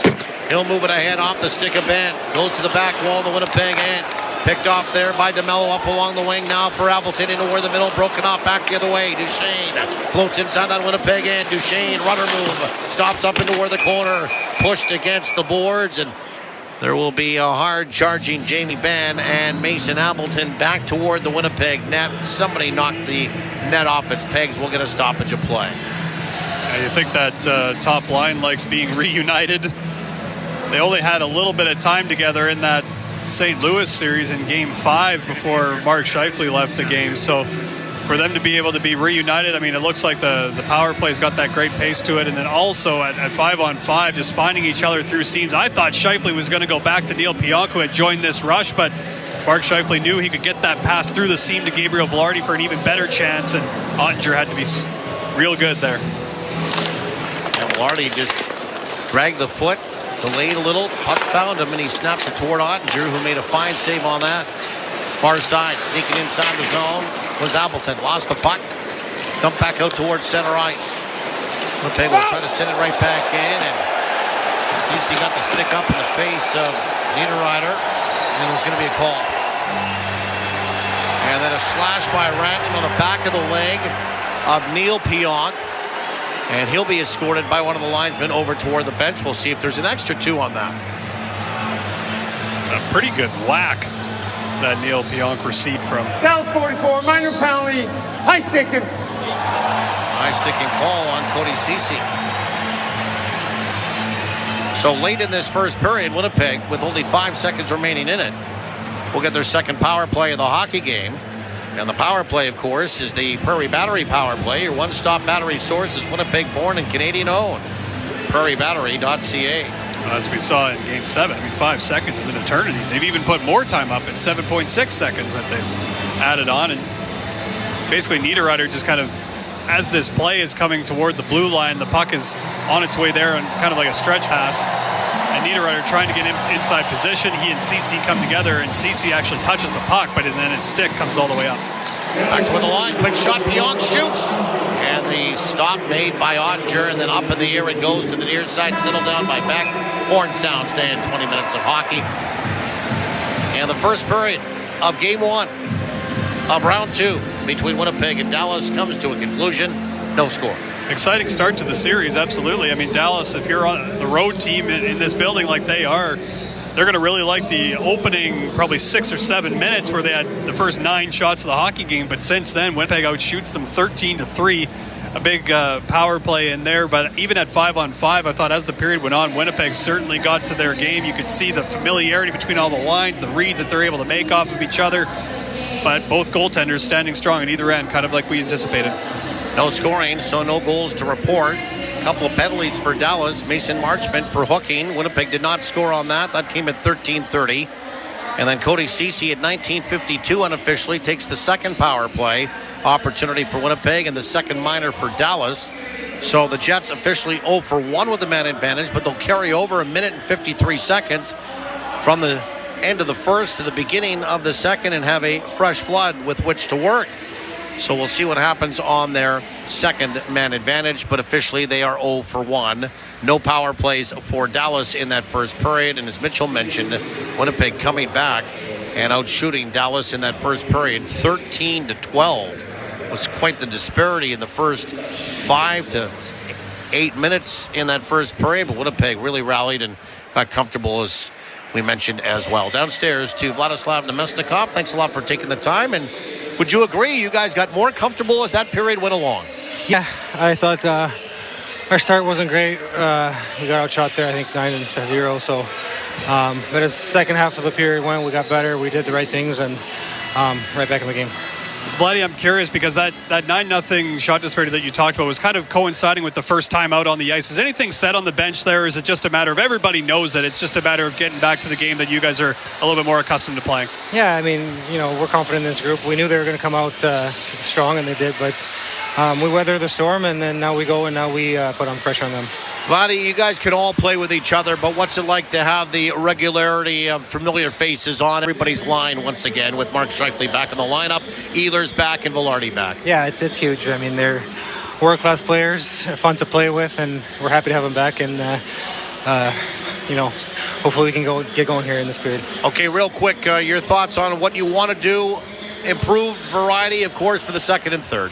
Keep grinding. I think, as the period went on, we did the right things. We got scoring chances, off the rush and off the forecheck. So we just got to keep doing that. Thanks very much for your time. Good luck in the second and third. Thank you. Vladislav Nemesnikov joining us from downstairs.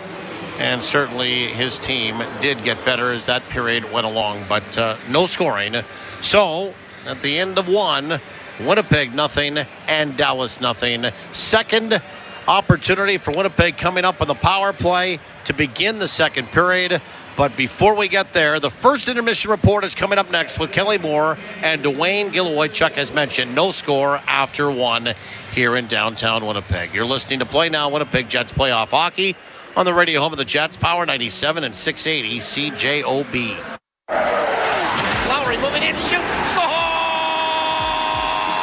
Jets fans, it's your chance to win big all night long with our playoff 50-50 raffle. Get your tickets now for a shot at multiple cash prizes during the game, ranging from $1,000 to $25,000. Plus, one lucky winner will take home 50% of the total sales at the end of the series. Don't miss out. Text JETS to 20450 for your chance to win. That's JETS to 20450. Take control of your health today with the Manitoba Physiotherapy Association. Physiotherapists are skilled at treating a variety of conditions, including but not limited to muscle and joint pain, neurological disorders, vestibular disorders, pelvic floor disorders, and a variety of chronic health conditions. In Manitoba, you don't need a doctor's referral to see a physiotherapist in a private clinic. Learn how the Manitoba Physiotherapy Association can help you take control of your health. Click Find a Physio at mbphysio.org. The job gets done at St. Andrew's Parts and Power. The savings on Coyote subcompact tractors are big, big, big. Brad has stock of Coyote CS Series 2220 and CS 2520 tractors. Plus, get 2.99% for 72 months, a free loader, and $1,000 off. Get your Coyote subcompact tractor at St. Andrew's Parts and Power, where you'll say, that guy helped me. And I can help you too at St. Andrew's Parts and Power. You are locked and loaded to Winnipeg Jets hockey on 680 CJOB.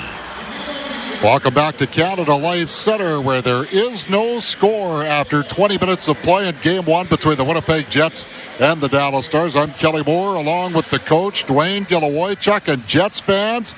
It is your chance to win big all night long with the playoff 50-50 raffle. Multiple cash prizes during the game, up to $25,000. Plus, one lucky winner will take home 50% of the total sales at the end of this series. Text JETS to 20450 for your chance to win. Well, Coach, into the first timeout, the shots were 6-0 Dallas. The shot attempts were 14-0 Dallas. But no harm, no foul really for the Winnipeg Jets at that point as they found their game, certainly as the period went on. Yeah, their goaltender had to be good for them. There were a couple shots that, were a little heavy for him that he had to work for. But a majority of those shots were from the outside. There was, a couple barrages where there was, a second and third chance that Dallas has seemed to jump to those loose pucks a little bit quicker than Winnipeg did. There was some puck management I think Winnipeg will want to clean up. But as that period went along, Connor Hellebuyck this was given enough to the Winnipeg Jets to get their legs underneath them and started skating, and you could see how things started to turn around for the Jets. Yeah, and certainly over the back half of the period, you can look at all the great chances. The best one, I guess, is off that draw. The second power play unit gets about 7 seconds of the mop-up duty, but they almost scored off it. That shot by Miller deflected, went right off the crossbar. Yeah, it's simple. The first power play unit was out there for a good portion of it because you could tell they were kind of feeling it a little bit. They had some good chances. They had some rotations. They just wanted to have that extra little look. But the second unit comes out, they win the face-off, they go D to D. And Miller's shot's just a simple little shot. He just wants to get it on net. He knows there's going to be traffic there. He also knows he doesn't have a lot of time to waste because the penalty's running out. And it was just a simple little shot, lots of havoc in front of the net, and the Jets almost put it in. You talked about puck management in the pregame show, and as one of your keys to the game, you've got that early chance. Perfetti and Ehlers trying to, I think, be a little too cute, and Dallas almost made them pay for it. And then I think it was Velarde and Connor from deep in the Dallas zone. Don't connect tape to the pass. Ehlers tries to pass through the seam. It might have worked against St. Louis, but Dallas is too disciplined in their structure. Yeah, they are. You can just see from up top here. They love having 5 in the picture. They really condense the middle of the ice. They make you play from the outside. And anytime you're going to turn a puck over offensively, you've got to make sure that there's you make eye contact or you're putting it on the tape, because if you don't, Dallas is going to take that puck and they're going to transition it very quickly towards your net. They love to stretch out the ice, get through the neutral zone quick, and then they come in numbers. And Winnipeg was lucky because there was some puck management, this kind of disconnect that Dallas really turned the other way quickly. Yeah, I had Winnipeg for about 4 grade A's in that first period. I don't really know that I had Dallas for any. Connor Hellebuyck looked really steady really in control of the shots that he had to face. But there was nothing there, at least to my eyeballs, Dwayne, that I would categorize as a dangerous opportunity. No, he had to make some saves in tight. This a couple times. Jamie Benn there kind of, whacked at him a little bit there where he had to stand tall, but he had control of the puck. Rantanen had one from the side there a little bit, but there was nothing that was grade A, nothing that he couldn't handle or had to, dive in a desperation to make that second save or couldn't control the first rebound. Yeah, and let's just go back to the power play. Because you said they were feeling it, and they were. There was great puck movement. When you see Velarde have the chance to do the drop-back move, you know that power play is operating with that kind of confidence that made it number one throughout much of the season. Well, and they did a really good job. They tried some plays from up top, and they really drew Dallas's PK up top. There's a couple times where Dallas had 3 people up top above the hash marks, and you never really want to get caught that high out. They went down to Velarde the one chance. He had a lot of time. Ehlers was able to step off from the goal line and attack the goal line. It's just going to be interesting to see if they can adjust to it. But it's something, give credit to the Winnipeg Jets coaching staff. It was something they noticed in their pre-scout. It's just, the only thing they would have wanted to do is score a goal there, but they got a lot of momentum changing in that period from that power play. Yeah, with those net drives, they're available, so we'll see if the Jets pursue that with this power play that's coming up on the high sticking penalty to Cody Ceci. At the other end of the ice, I thought the Dallas Stars had a couple of extended ozone shifts as a result of their forecheck. But and I don't know, maybe it's just because we were so used to the aggressiveness of St. Louis. It seemed a little passive at times, though. What did you see? It did. There was a number of times it almost looked like the Winnipeg Jet D or the low support for it was waiting to get hit. He was just so used for 7 games to get hit once he moved the puck.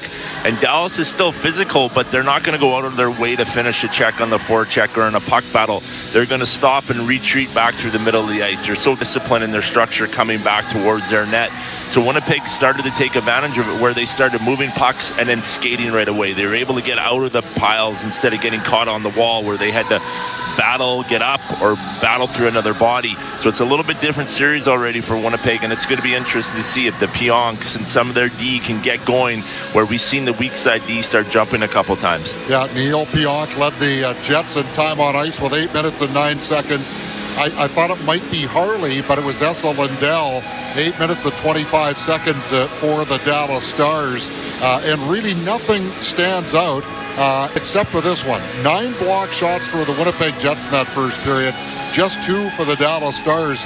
The Jets had 13 shots and 16 attempts, so almost 100% of their shots managed to get through to Jake Ottinger. Did you see where Dallas was missing getting in the way and shooting lanes? Dallas, kind of collapses so down tight below, like almost the hash marks, that the Winnipeg's D were able to get to the middle of the ice a little bit more compared to what we've seen against St. Louis. Because they're in the middle of the ice, they have more of an option to kind of, find the lane. Because if you're on the sidewall outside the dots, you really only have one lane to the net.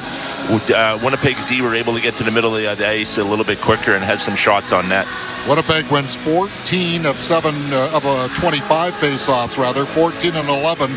Mark Scheifele winning 6 of 9. So, Coach, as we look ahead to the second period, obviously, the Jets will have almost a full power play to work with. It's a nice way to get your offense, your offensive mojo going, I guess, for want of a better term.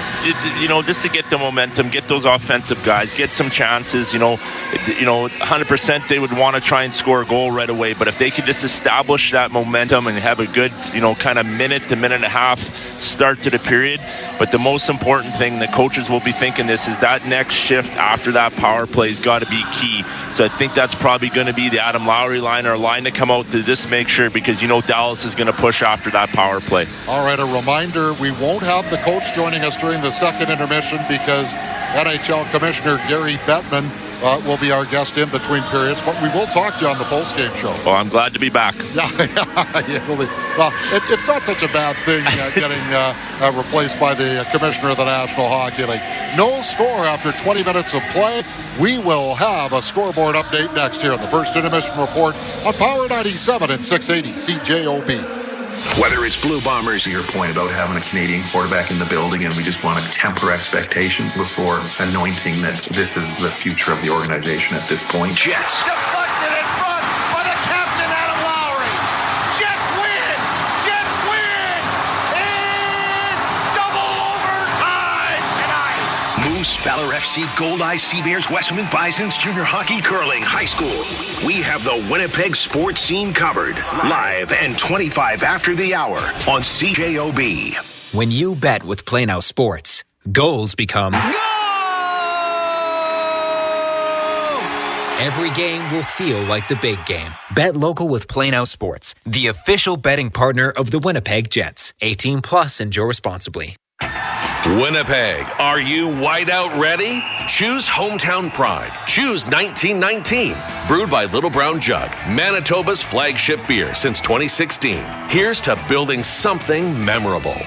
Rule the outdoors with Makita Outdoor Power Equipment, available at Mid-Canada Fasteners and Tools. Right now, only while the Jets are in the playoffs, spend a minimum of $500 on Makita products and receive a free Makita cordless radio worth $209. Plus, get a 4-amp battery at a special discounted price. Makita lawnmowers, line trimmers, blowers, and chainsaws are in stock too. Shop where the professional tradespeople shop. You're always welcome here at Mid-Canada Fasteners and Tools, 1557 King Edward Street.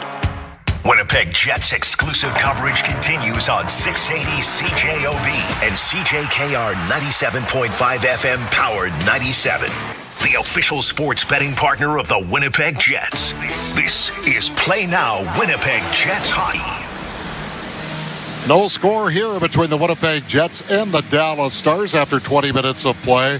One other game in the Stanley Cup playoff tournament. That saw the Toronto Maple Leafs edge the Florida Panthers 4-3 to take a 2-0 lead. Mitch Marner getting the game-winning goal just before the 6-minute mark of the third period. NBA playoffs, the Oklahoma City Thunder are giving it to the Denver Nuggets tonight, 86-56. That is just about at halftime. The New York Knicks taking a 2-0 lead over the Boston Celtics with a 91-90 decision, and no score between the Toronto Blue Jays and the Los Angeles Angels out in Anaheim. They're now in the top of the fifth inning. Waiting on the first goal. Jets will have a power play for 1 minute and 52 seconds to see if they can snap this scoreless tie. When Paul Edmonds and Mitchell Clinton return next with your play-by-play on Power 97 and 680 CJOB. Boston Pizza is Canada's go-to place for playoffs. So this year, we're doing more than just hoping a Canadian team wins it all. We're manifesting it. We're planning the parade. We even got a bus. And we've got the sports bar dialed in, with ice-cold draft beer and an elite playoff menu. Like the guy in the movie said, kind of. If we plan it, we will win. So when it's game day, post up early at BP and cheer for the Holy Grail to come home. When the game really counts, you want to watch it on the big screen with great food and cheering fans. That's why Tavern United and Garbanzo Sports Pubs are Winnipeg's favorite destinations for playoff hockey. Want to experience a game in person? Tavern United and Garbanzo Sports Pubs are giving away tickets to the next home game. Plus, enjoy great food and beverage specials. Tavern United and Garbanzo Sports Pubs. Manitoba owned, Manitoba grown, and Manitoba proud. Can-Ed Inns thanks you for supporting local. Proudly a part of your community since 1975. Enjoy responsibly.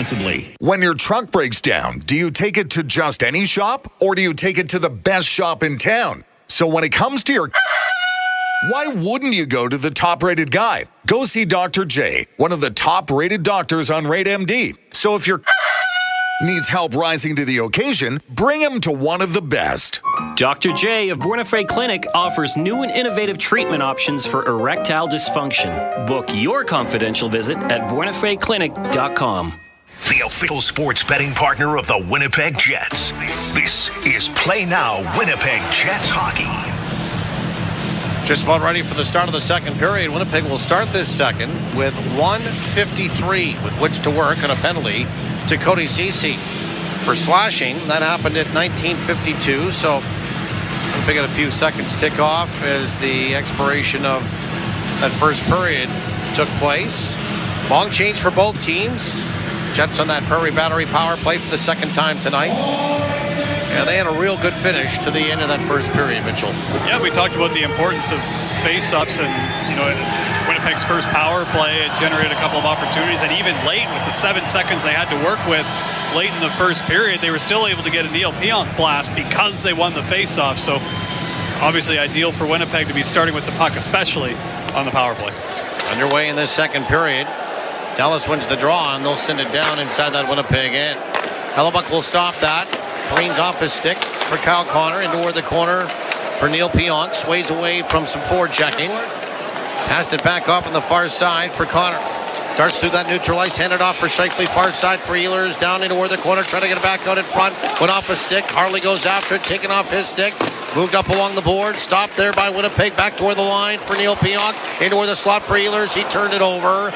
And out toward his own line is Harley, and Thomas Harley will wrist it all the way down the ice. Winnipeg on the forecheck does a good job of taking away the options for Thomas Harley, so he's not really exactly sure where he needs to go with the puck, and that pressure by Winnipeg allows them to force a turnover and keep the puck in. Ultimately, Ehlers turns it back over. Velarde will push it inside the zone. Back toward the line on the far side for Ehlers. Ehlers a wrister toward the net, stopped by Ottinger.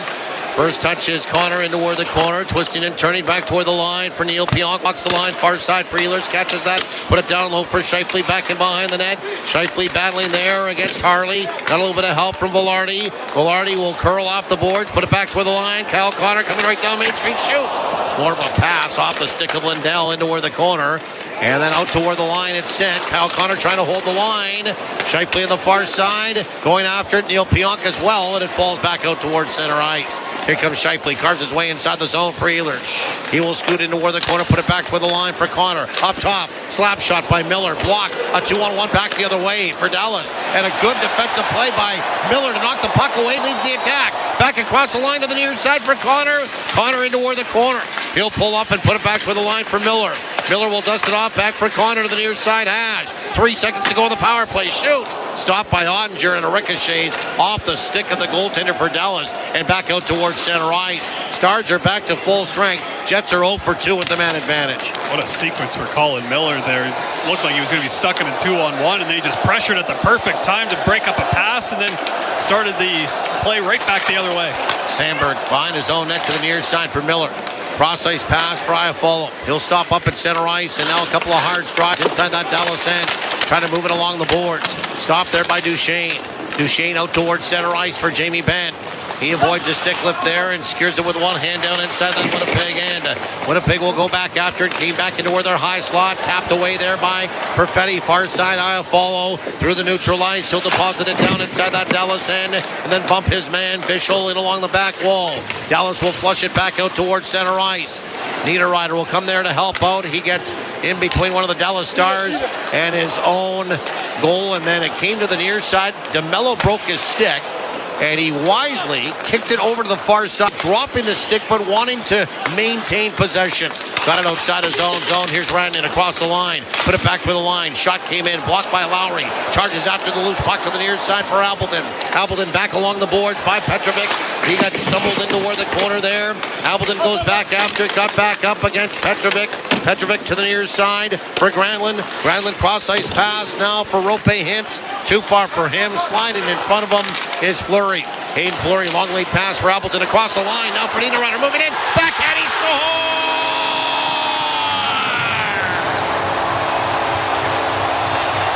Niederreiter in his 100th postseason game career puts a backhand pass to Ottinger for his third game of the postseason. And Winnipeg is up and running. They lead at 1-0 here in game one.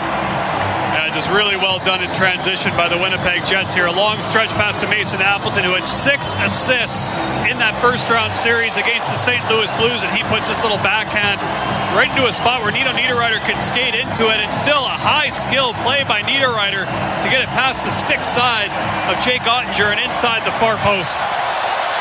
Even strength goal, Niederreiter from Appleton at 3:30. That's the time of it. Time of the goal for JS Furniture. Visit us online at furnitureandmore.ca. So Winnipeg will get on the board first, and here they come looking for more. Stomping inside the zone. Barron back in behind that Dallas net. Barron back toward the line. Slap shot by Shen. Deflected net front by Tanev. That just went wide. Off the boards and out towards center ice. Marchman inside the zone for Wyatt Johnson. Shoots and off a stick of a challenging Jet. And Colin Miller up and over the back glass, and out of play it goes. So Niederreiter is third from Appleton. Should be a second assist on that pass out of the side, outside of the Winnipeg Jets zone. At 3:30, and again, time of the goal for JS Furniture. Visit us online at furnitureandmore.ca. Hayden Fleury also picking up an assist on that play. So a good start for Winnipeg in this second period. Back to where the line held on the far side. Ceci slap shot stopped in front. Ceci with it again. He'll hold the line for Lindell. Wrister toward the net. Stopped by Hellebuck on a deflection. Snatched down by Perfetti. Wheels out towards center ice. 3-on-2 to the near side. Nemesnikov. Good defensive play by Lindell. And back out towards center ice it goes. Push back inside that Dallas end by the Jets. Lindell far side for CC. Thrust up along the boards and bounding down inside that Winnipeg end it goes. Neil Pionk arcs off the boards out towards center ice. Nemesnikov.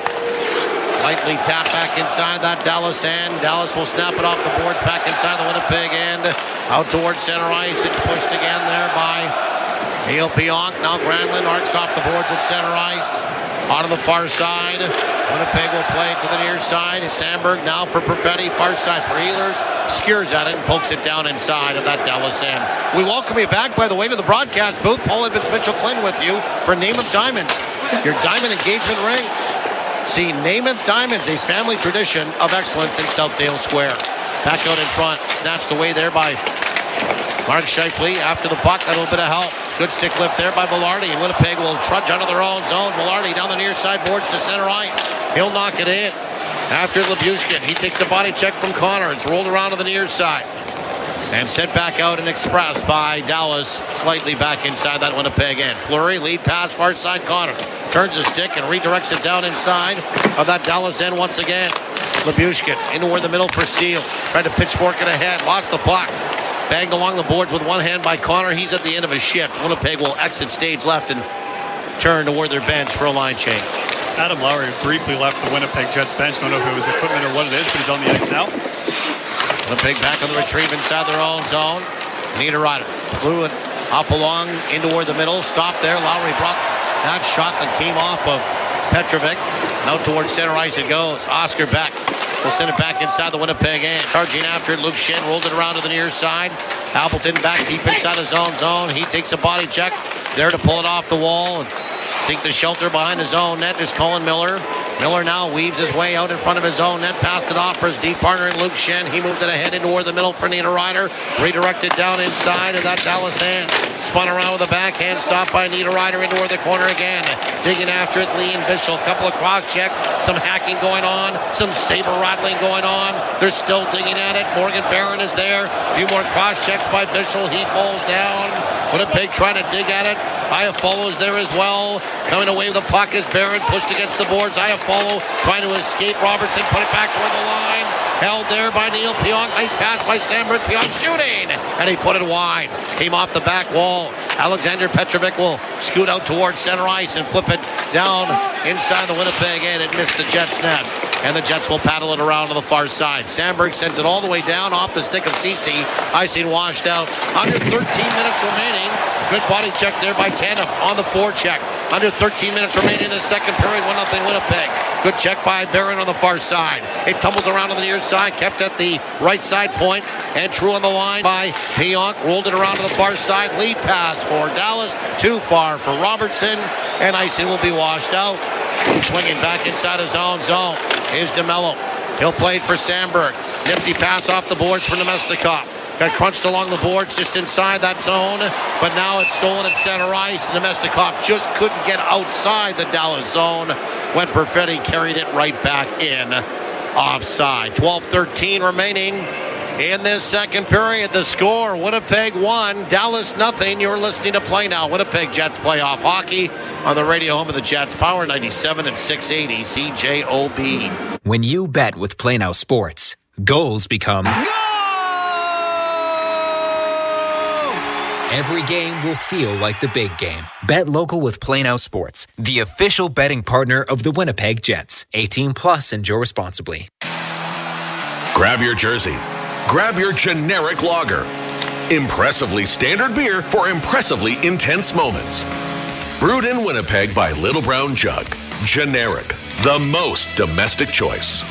If it sounds too good to be true, well, you know the rest. But I get it. Some deals sound tempting, like this guy. These prices are insane! The boss has lost his mind! When it comes to your home's heating system, do you really want to do business with a company that resorts to gimmicks like this? You could call them and see what they're really offering, and then give Mr. Furnace a call. In fact, they encourage you to call around and get quotes first, and then call Mr. Furnace. You'll see why. Give it a try. Call 204-832-6243. You're a do-it-yourselfer, and we're here to help. Hi, I'm Mel Duick from WinDeck. We're known for building beautiful top-of-the-line, low-maintenance decks. But many people don't know WinDeck also supplies products for the do-it-yourselfer. And I guarantee they are the finest, safest, most proven products on the market. Like Wolf PVC decking, Inlight lighting, and Star aluminum railings. So if you have a deck project that you'd like to tackle yourself, use the products the pros use from WinDeck. And do it once, do it right. It's like being right on the glass. Winnipeg Jets hockey on 680 CJOB. 12:13 remaining in this second period. 1-0 Winnipeg. Niederreiter is third from Appleton and Fleury at 3:30. And this neutralized face-off in this second period for a Cambrian Credit Union looking for a mortgage. Get peace of mind and flexibility with the new Best of Both Worlds mortgage.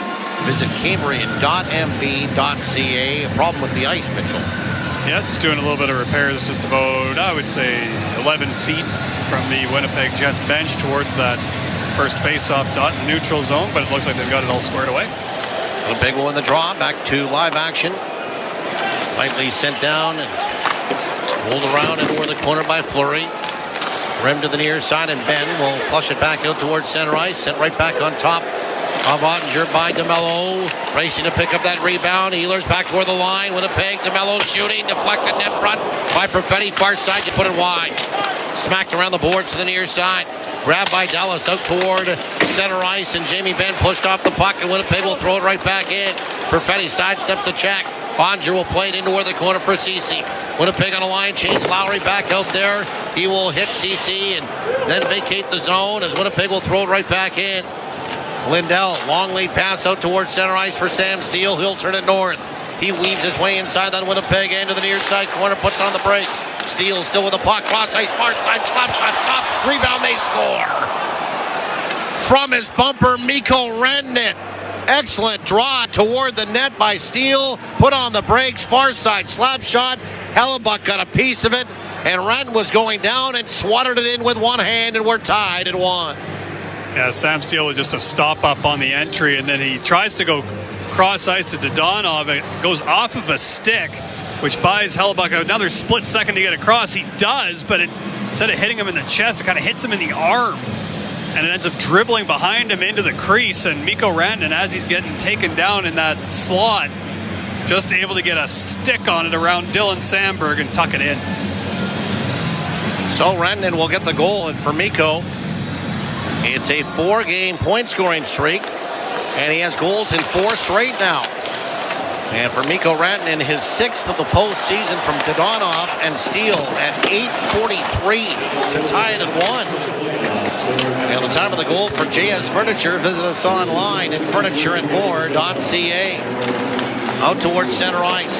Dumped right back in by the Stars. Back in behind his own net is Hellebuck. He just about gave it away, and at the side of the net. Robertson tried to push it back out in front after stealing the puck. He had Miller to contend with as well, and Hellebuck dives out and will stop that from getting centered and hangs on for a whistle. 10:50 remaining in this second period. We're tied at 1. Winnipeg Jets hockey also brought to you in part by Mid-Canada Fasters, San Lucia Pizza, and Mr. Furnace. And Hellebuck having to play a little bit of defense there. He goes to just to try to send the puck back up the same way that it came, and Robertson just knocks it down and sends it out in front, but Hellebuck on his way to the front of the net puts that goal stick down and gets it right in that passing lane. No danger. Back toward the line. Hushkin Shoots. That one wide. Came off the back wall out in front. Swatted back toward the line. Held by Harley. Pass into the middle. Broken up off a deflection there from Hintz. And out towards center ice. Niederreiter, the goal scorer, near side for Appleton. Across the line. Appleton shoots. And it's off the stick of Harley. Out to challenge. Up and over the back glass. And out of play it goes. 10:32 remaining in the second period. Tied at 1. And this Lowry line has looked good throughout this contest. Vlad Domestikov saying after the first intermission just how nice it is to kind of be back to a little bit of normality, if you will, with the lines. Like we said in the pregame, first time since March 23rd that this group of 12 forwards has been able to be put together just because of the injuries that Winnipeg suffered near the end of the regular season. Almost halfway through this hockey game tonight, tied at 1. Shifley is waved. Velarde comes in. We do it to the left of Ottinger. And Duchesne wins it cleanly back into the corner. Lindell rolled it around the far side. Kyle Connor will try to pinch off Ceci. Come away with a puck. Tapped it back in behind for Shifley. Shifley tried to roll it. No look out in front from Velarde. Broken up and back come the Stars. Duchesne through the neutralized near side. Seguin shoots. Stop. Rebound. And Ben was there, but it was poked off his stick or almost toward it. Winnipeg will start back. Neil Pion across the line from Velarde. Shoots from a long way out. Kicked away by Ottinger. Touched again by Dallas. There's going to be a penalty coming up against Jamie Benn, as he had Mark Shifley on the backtrack, picking up his man back inside his own zone. And I think he committed a violation in doing so. Dallas penalty number 14, 2 minutes hooking. I believe it was just as that puck was getting to the net. It wasn't in the immediate area, but it was off the back post that Ben kind of wrapped up Mark Shifley and kind of eliminated him as an option. Got that stick right around the waist and under the arm of Shifley to keep that stick from getting down on the ice and presenting a target.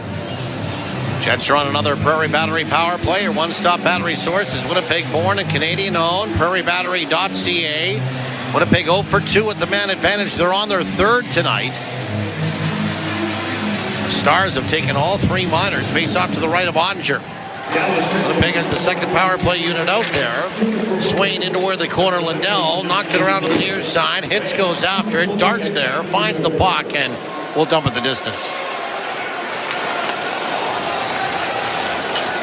Colin Miller out of his own zone slowly. Onto the far side, right on the tape, Domestikov. He will slide down along the boards into the corner. Stop up. Played now for Perfetti. Spins it around back toward the line for Niederreiter. Pulled off the wall. Niederreiter. High slot now. Iafallo. Far side for Miller. Along the boards for Domestikov. Into the corner. Stops up. Back toward the line for Miller. Tapped along the boards again. Domestikov back for Miller. Too many passes. And it went between the legs of Miller. Now towards center ice. Miller will pick it up again. Miller swiftly through that neutral ice. Will dump it in. Played around back in behind the net. There is Iafallo. Rims it around back to the near side. After to pull it off the wall, Perfetti. Down into the corner for Iafallo. Will exchange at the hash with Perfetti. Back up top for Miller. Back to the near side, Perfetti. Perfetti looking. Perfetti still with the puck. Back toward the line for Miller. Moves in. Wrist shot. Stopped by Ottinger as he gloves that down out of the air and will hang on for a whistle. Tied at 1, second period, just under 9 minutes remaining in this frame. 51 seconds still to go. Give the penalty to the captain of the Stars, Jamie Benn. And we talked about the injuries to the Jets forwards that kind of prevented that group of 12 from playing together, but it kind of has residual effects when it comes to the power play, right? Cole Perfetti spent the entire St. Louis Blues series on that top unit, so you had a number of guys that are a little bit out of position. Back toward the line, up top. Slap shot by Connor. That went off the stick of Oscar Beck, up and over the back glass into the meshing, back onto the ice surface. So Winnipeg will get a chance again. 46 seconds remaining. And the penalty to Ben will do it to the left this time of Ottinger. Shots on goal, 18-15 for Winnipeg. We're tied at 1. Niederreiter, his third. Rantanen, his sixth. For the two teams, respectively, both in this second period. Shifley will take the draw against Steele. Scrambled face-off. Swatted over to the far side. Race for the puck. Oscar Beck can't get it out. Winnipeg will hold the line. Nice job up top. Neil Pion. He's hurriedly forced to play the puck on the far side. Gave it away to Beck. Beck will flush it back out towards center ice. Shifley's pass rink wide. Knocked away by one of the Stars. And then back to the near side is Neil Pion. And he will curl back inside his own zone and slow things down. 20 seconds to go in the power play. Time for one last rush for Winnipeg. Here they come, Velarde across the line. Velarde turned over the puck. Back toward the line. Neil Pionk will stuff it into toward the corner. Dashing after it is Connor. Pulled it away from the wall. And then got it back toward the line on the far side for Ehlers. Up top for Pionk. To the near side, Connor. Connor moves in. Connor back out in front. Velarde shoot. And it's stopped by Ottinger. Velarde fan on the first one. The second one, Ottinger got the left toe on it. Dumped back out towards center ice. Pionk will slap it back in. That goes off a stick. Over the glass, into the seats for a souvenir tonight. 7:56 remaining in this second period. Tied at 1. Timeout on the ice. We'll do the same on your radio. Dallas back to full strength. Jets are 0 for 3 with a man advantage upon our return. You're listening to Play Now. Winnipeg Jets playoff hockey on the radio home of the Jets. Power 97 and 680 CJOB. Jets fans, playoff hockey is back, and there's nothing bigger than the Winnipeg Whiteout. You can be here for every unforgettable history-making moment by becoming a season ticket member today. Experience the Whiteout inside Canada Life Center, live and in person. Get access to playoff packages and pre-sales for round 2 and beyond by visiting winnipegjets.com/memberships today. That's winnipegjets.com/memberships. Hey everyone, Adney and Verk here to talk about our great podcast, NHL Unscripted with Verk and Demers. Jason Demers here. After playing 700 NHL games, it turns out I have an opinion or two. Whoever's saying trade one of them, you don't know anything about hockey. I'm on the bandwagon. I'm rooting for this team. With new guests every week, we will talk about hockey and more. Can't wait till you watch the movie because it's the biggest award of her career. He went into the cheetah exhibit. The cheetah took a piece out of him, and he came into the ring the next day. Tune in to NHL Unscripted with Verk and Demers, the iHeartRadio app, or wherever you get your podcasts. Innovation, best in class, a vehicle that handles any curve in the road, navigates the bend with ease, and leads on the straightaway. Men's Health Clinic Manitoba offers evidence-based curvature treatments, new non-invasive and virtually painless male dysfunction treatments, minimally invasive prostate treatments, men's aesthetics and genital refinement surgery, no scalpel vasectomies, and more. It feels good to drive with confidence, authority, and maximum satisfaction. Trust the experts at the only specialist-run men's clinic. Visit mhclinic.ca. The official sports betting partner of the Winnipeg Jets. This is Play Now Winnipeg Jets Hockey. Winnipeg Jets hockey brought to you in part by St. Andrews Parts and Power, Wilfs, Eli Ford, and Windeck. Tied at 1. Just under 8 minutes remaining in this second period. Jets with the draw at center ice. Flopped out inside of that Dallas end by Sandberg. Labushkin will roll around to the near side, and Dallas is out in toward the slot. Rope hits. Will get it out with a backhand towards center ice and no further. Neil Pionk steps up and drives it right back in. Tumbled off the back wall, settled down by Niederreiter. Played back in behind the net. Stolen there by Harley. Rolled it around softly inside his own zone. Bounced back out towards center ice. Stopped again by Pionk. He'll drive it right back in. Swain after it is Lowry. Chopped it around to the near side. Nobody home for Winnipeg. Up along the boards now for Granlund. Granlund into toward the middle for Hintz. But way offside is Rantanen as he got twisted around. We'll get a stoppage of play. Face off the neutral ice area. Winnipeg Jets hockey brought to you by Shine Dental, Mr. Reuter, and Cambria Credit Union. Winnipeg likes their defense to be aggressive, especially when you have that forward coming back and covering for you. And Neil Pionk has certainly taken full advantage of that over the course of this game. He's intercepted a couple of plays in the neutral zone and hasn't hesitated, even on pucks that could be bouncing or whatever, to get down into almost like a shortstop type of position. You drop down to that one knee, make yourself big, and almost feel the flipping puck like a ground ball and keep it in front, prevent Dallas from going the other way. Toward the corner, Robertson injects it off the wall, put back toward the line, held down by Dallas onto the far side. Marchment will play back into where the corner for Robertson. Robertson back toward the line here, and it came outside the line on Alexander Petrovic. It'll be offside against the Dallas Stars. 6:58 remaining in the second period. We are tied at 1. We're going to talk a little bit about that 50-50 round 2. How about the $1 million? Like it was a $2 million pot, so on a 50-50, the winning ticket got $1 million. It was claimed, by the way. Congratulations. Yes. Talk about life-changing there. That's tremendous, and they've started it up all over again. 20 pounds off the bump in off the stanchion, but tight against the post was Hellebuck on the far side of Winnipeg. Will dispatch it back out towards center ice. life-changing for the individual that won it, but also for everybody that helps out with the True North Youth Foundation. A shot off the rush is just floated wide again on the far side on that entry by Duchesne. Winnipeg out towards center ice. Duchesne with it again. Redirects it down inside that Winnipeg end. DeMello, a hard rim around the boards and breaking free at center ice as Iafallo. He couldn't gather it up, but icing washed out. Iafallo after it along with Tanev into where the corner on the far side. Tanev came away with a puck, turns and fires. Off a stick it goes. It rolls around to the near side. Luke Shen will go after it and hold the line. Play it back around to the far side for Tanev. Tanev will spill it around to the near side. Scooting after it again is Shen. Scraped it off the boards, worked into where the corner. Still on the puck. He bounces his man there on the near side. In Wyatt Johnston. Winnipeg trying to keep it alive. And it came back out towards center ice and moved ahead for Ben. Now for Ceci and dumped inside that Winnipeg end. Rolled around to the far side. Steele goes after it. He has an assist tonight. Zidonov pushed against the boards there by Shen. Back for the line. It's held by Harley. Shoots and scores. Through traffic. Harley on the near side. Shot it toward the net. And Hellebuck didn't see it. It might have been deflected. It might be Rantanen once again with his second of the night. And Dallas has their first lead of the hockey game. It's 2-1 for the Stars. Yeah, Rantanen had 9 points in that playoff series against the Winnipeg Jets last year. And Winnipeg saw him with Colorado. They saw him with Carolina. And they've seen him with Dallas this regular season. And now here we are into the postseason. And they're having to deal with Mikko Rantanen again, who had 11 points in those last 3 games of the series against the Colorado Avalanche. Off to a start with 2 goals here. And yeah, it's just a little subtle deflection off the point shot that just changes direction enough to get by Hellebuck. Rantanen is second of the night, 7th of the postseason, 14:21 the time of the goal. Time of the goal for JS Furniture. Visit us online at furnitureandmore.ca. So Winnipeg trailing with 5 minutes remaining. Back with the line. Shot by Sandberg. Stopped by Ottinger.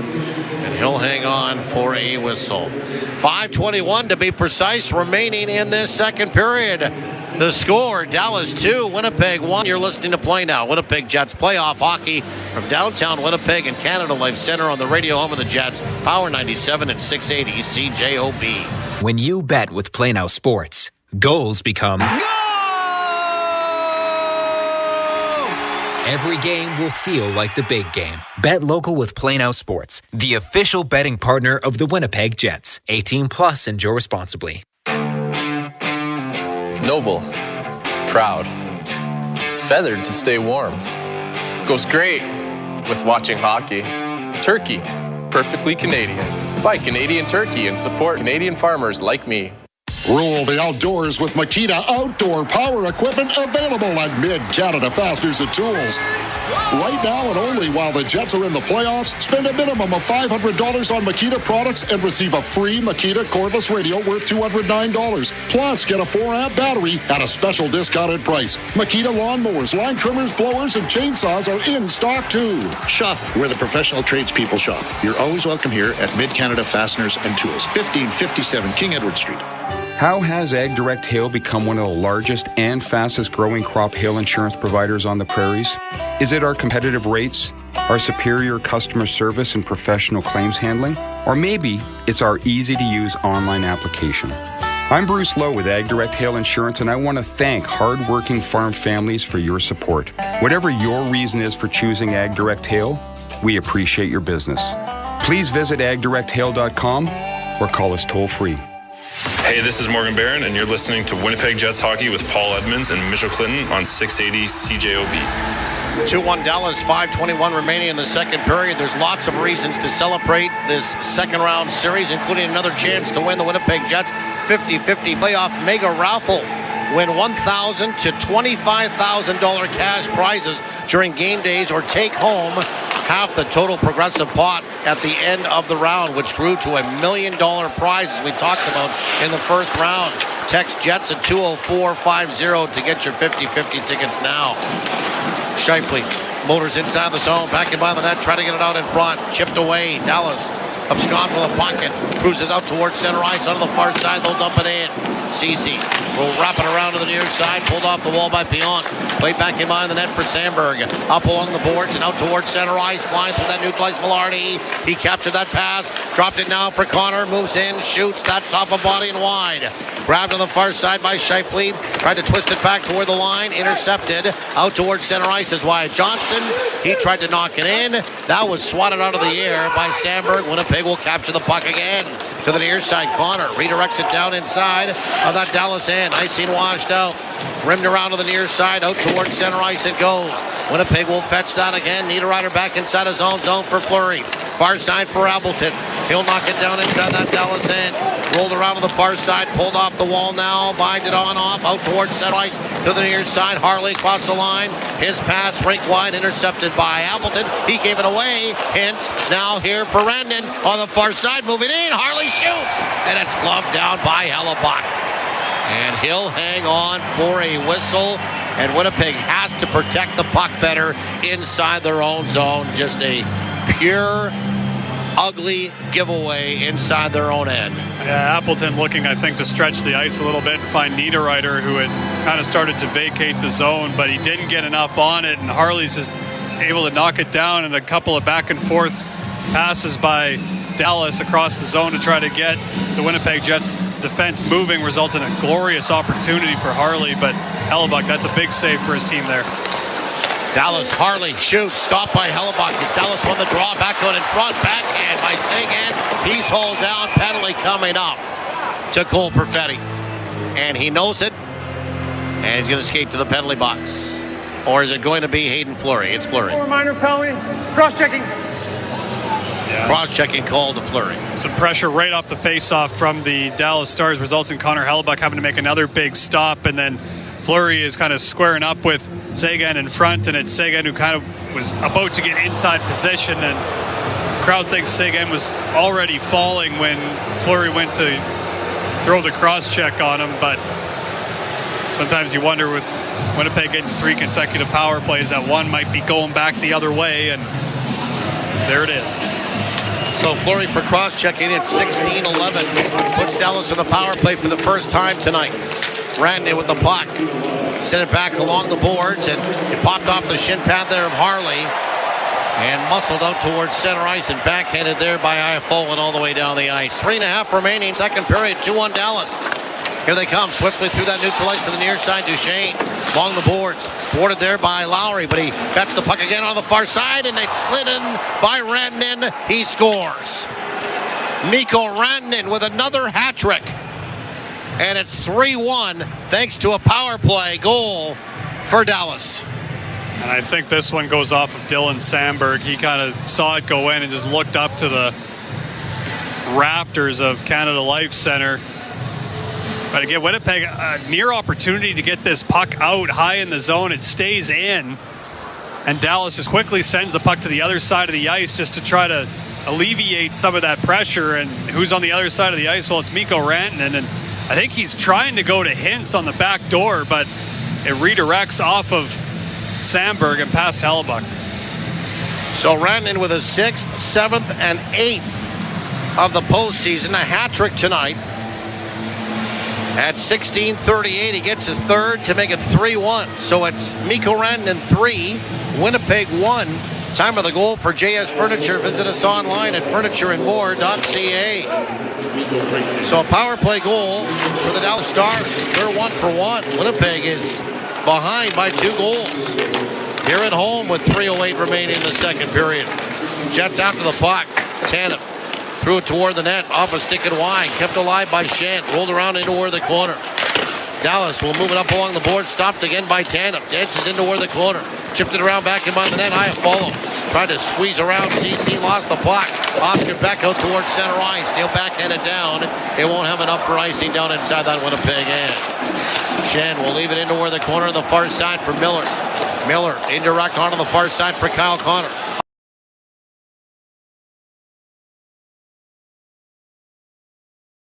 Inside the zone and flopped it down into where that left wing corner. On the far side, he will go after it. Ben is there to help out his defenseman, Harley. Ben gave it away. Velarde out in front. Shifley shoots and scores!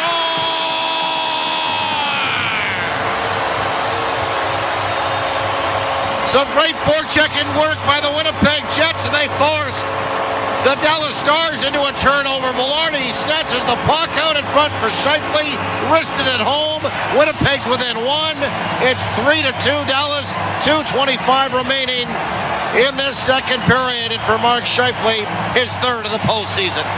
Welcome back to the lineup, Mark Shifley. A big goal for his team here. You mentioned it, Paul. It's forechecking pressure, but Dallas still has numbers, after the initial wave by the Winnipeg Jets. And Jamie Benn just fumbles on a backhand rim play. And because Winnipeg's in good position on the forecheck, they're able to find Shifley quickly in a whole bunch of open space. Winnipeg comes charging back inside the zone again. They go back after, try to hold the line. Cannot, out towards center ice it came. Shifley will take that away from Ben, but it went off his paraphernalia to the near side, and swaying back after it is Duchesne. He'll snap it inside the zone. Fleury up along the boards. Winnipeg will expel it back up towards center ice. Velarde stops up at center ice. He moved it ahead for Shifley. Swings inside the zone. Shifley tried with the opposite side where he was going in on his wrong side to get around Harley. Could not. Harley made a good defensive play on him. Back the other way. Robertson, far side. Inside that Winnipeg end. Turned around. Fired a puck toward the net. Blocked there by Sandberg. He'll pitch it off the boards out towards center ice. 1:35 remaining in this second period. Fans are back into it. A one-goal lead for Dallas. Here comes Nemestikov into where the corner of the near side. Inside the Dallas end. Back to the line. Pionk shoots. Blocked by Marchment. Marchment will fetch the puck out towards center ice. It will go, and he'll backhand it down inside of that Winnipeg end. Rolled around to the near side. Trying to hold the line. Robertson and did. Spins it around to the far side. Neil Pionk will secure it along the boards. Kept it at the line. Puck is thrown through that slot area. Nobody home for Dallas. Picked up there by Nemestikov. Pushed it ahead with some speed for Ehlers. Cruises inside the zone. He got chopped up. Cutting the front of the net, and then the slot by Lee and Bischel. No penalty call. Back the other way to the near side. Rope hits. He will slam it into where the corner on the near side. Winnipeg will go after it. Cole Perfetti will spin it off the boards and send it out towards center ice. 35 seconds remaining in this second period. Far side again, Ceci. Down to the near side. Paddled in by Granlund. Shot around to the near side. Hellebuck helped that. Kept in by Lindell. Lindell's shot blocked. Grabbed again. Lindell taking off the puck, and Lowry will backhand it out towards center ice. Somebody's broken a stick. And with 15 seconds remaining, Winnipeg will set it up at the side of the net. Fleury to the near side to Mello. Long lead pass now again for Tanev. He'll hoist it down inside the zone. Rolling back in behind the net is Appleton. Back toward the line for Fleury. Better hurry. 5 seconds to go. His shot is blocked. And the rebound to the near side. Tackle from behind is Steele. Or DeMello tackled from behind by Steele. And the horn sounds to end 40 minutes of hockey. Dallas leading 3-2, and I don't think there'll be a penalty coming out of that. And we have a special guest coming up in between this second and third period. In our second intermission report, the commissioner of the National Hockey League, Gary Bettman, will join Kelly Moore, so we will leave the summary until after Kelly is done with the commissioner. Second intermission report coming up next. The score, Dallas 3, Winnipeg 2. After 2, you're listening to Play Now. Winnipeg Jets playoff hockey on the radio home of the Jets, Power 97 and 680 CJOB.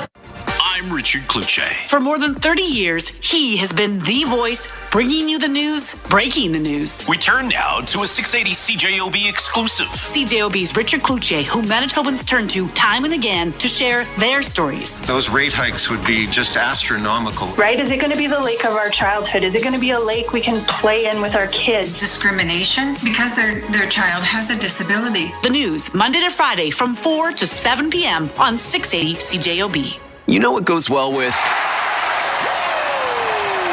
pizza from Santa Lucia Pizza. They've been the leaders in quality since 1971, and now they just keep winning award after award after award. So, sounds like they know a thing or two about making tasty pizza. How about this? When you're getting ready on game day, choose one of Santa Lucia Pizza's many specials or combos and find out why time and time again it's listed as Manitoba's favorite pizza. Santa Lucia Pizza. It's all about the sauce. Experience the excitement at South Beach Casino and Resort as we celebrate 20 fantastic years, and we have you to thank. We appreciate your support over the last 2 decades, so come celebrate our 20th anniversary with us. We're kicking things off April 21st with a chance to win a brand new Jeep Sahara. Winner announced May 31st. 20 years. Now that's worth celebrating at South Beach Casino and Resort. Details at southbeachcasino.ca. This is your front row seat to all the action for Winnipeg Jets hockey on 680 CJOB. Welcome back to Canada Life Center. After 2 periods of play, the Dallas Stars, or maybe I should say Mikko Rantanen, leads the Winnipeg Jets 3-2. Just a reminder, Jets fans, nothing is bigger than the Winnipeg Whiteout. You can be here for every unforgettable moment by becoming a season ticket member today. Get access to playoff packages and pre-sales for round 2, round 3, and beyond by visiting winnipegjets.com/memberships. Well, as Paul Edmonds mentioned, we have a very special guest, Commissioner Gary Bettman. Welcome back to Winnipeg, sir. It's always great to be here. Thank you for having me. Well, it's great to have you. I know that we're a little bit tight on time, so I'm going to get right to it. The question I wanted to ask you right off the top. No. This is no. You'll like this one, and that is, in your tenure, has there ever been a greater 48 hours of playoff hockey than we saw last Saturday and Sunday? It was sensational. But when you think about how competitive our season is, and not just this season, and the races to the playoffs, we had 2 or 3 teams that didn't know their playoff status to the last game of the regular season. Our first round is always, I think, the best in sports. And so we also saw something kind of unique. That type of multi-goal come from behind victory in our entire history until this past weekend, I believe, had only happened 3 times. And then we almost doubled the count. It showed you, both games, exactly what's so riveting about our game, that the players never get up and, don't turn off your TV set and don't leave your seat until the very end of the game, because anything can happen. I mean, 1.6 seconds, whoever could have believed that comeback? Yeah, in this case, don't turn off your radios either. And that too. Yes. So, from the perspective of what a great season it has been, has the success of the Utah Mammoths, we can now refer to them as opposed to Utah Hockey Club, did that exceed even your expectations, or was it pretty much what you charted? We believed it would be really good, and it was beyond really good. The number of things that Ryan and Ashley Smith Entertainment Group had to do. It was 54 weeks ago that Ryan and I had a handshake to do a deal that had never been done before. It had to be documented. It had to be put together. The equity had to be raised.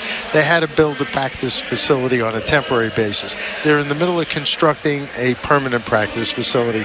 I was there today, and there were cranes inside the building doing the renovation. They had, in a relatively few weeks, last summer, they had to move the hockey operations and the players up. They had to sell tickets. They had to establish themselves in the community. They did everything that had to be done. They're obviously very good at multitasking, and they did it phenomenally. Everything's been done in a first-class way, and we're thrilled to be in Utah. Let me ask you this. Did they face an even more of a challenge than Winnipeg did back in 2011 with the relocation of Atlanta? Well, but the relocation here was a little different. The building was here, and Mark Chipman had been working for years to make this a reality. He was unrelenting, and the Moose were here, and so there was more of a foundation in terms of the infrastructure. I think, and the time constraints were tight, but I think he had a little bit better head start. Not to minimize that effort, because that was Herculean as well. Yes. And look at the results. I mean, this is sensational. Yeah, well, we always try to connect the dots locally. That's why I wanted to ask you about the comparison.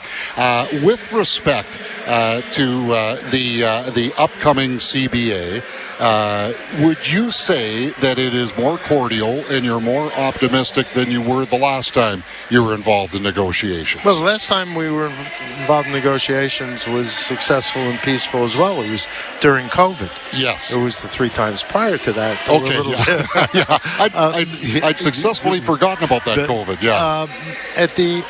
Marty Walsh has been a terrific collaborator, partner. He's become a friend. And I think he and I are of the view that if we can work together, we together can make great things happen.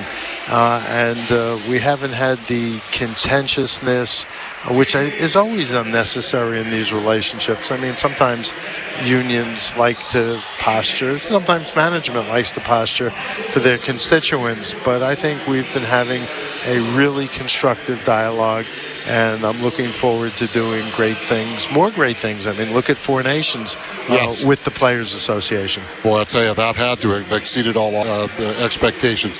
Two more questions for you, Commissioner, so you can curtail your answers however you see fit. But just in terms of with the projections for the salary cap, $95 million next year, then capping out in 27-28, $113.5. Is there any reason why smaller markets like Winnipeg, the smallest market in the National Hockey League, their fans should be concerned that their team would have difficulties competing? Well, let's be clear. Part of the increase in the salary cap, as much as it's gone up, is because it had been suppressed so that the players could pay back the $1.5 billion that we advanced during COVID.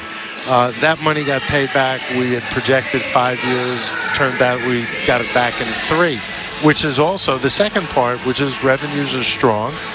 We just made a new national TV deal in Canada.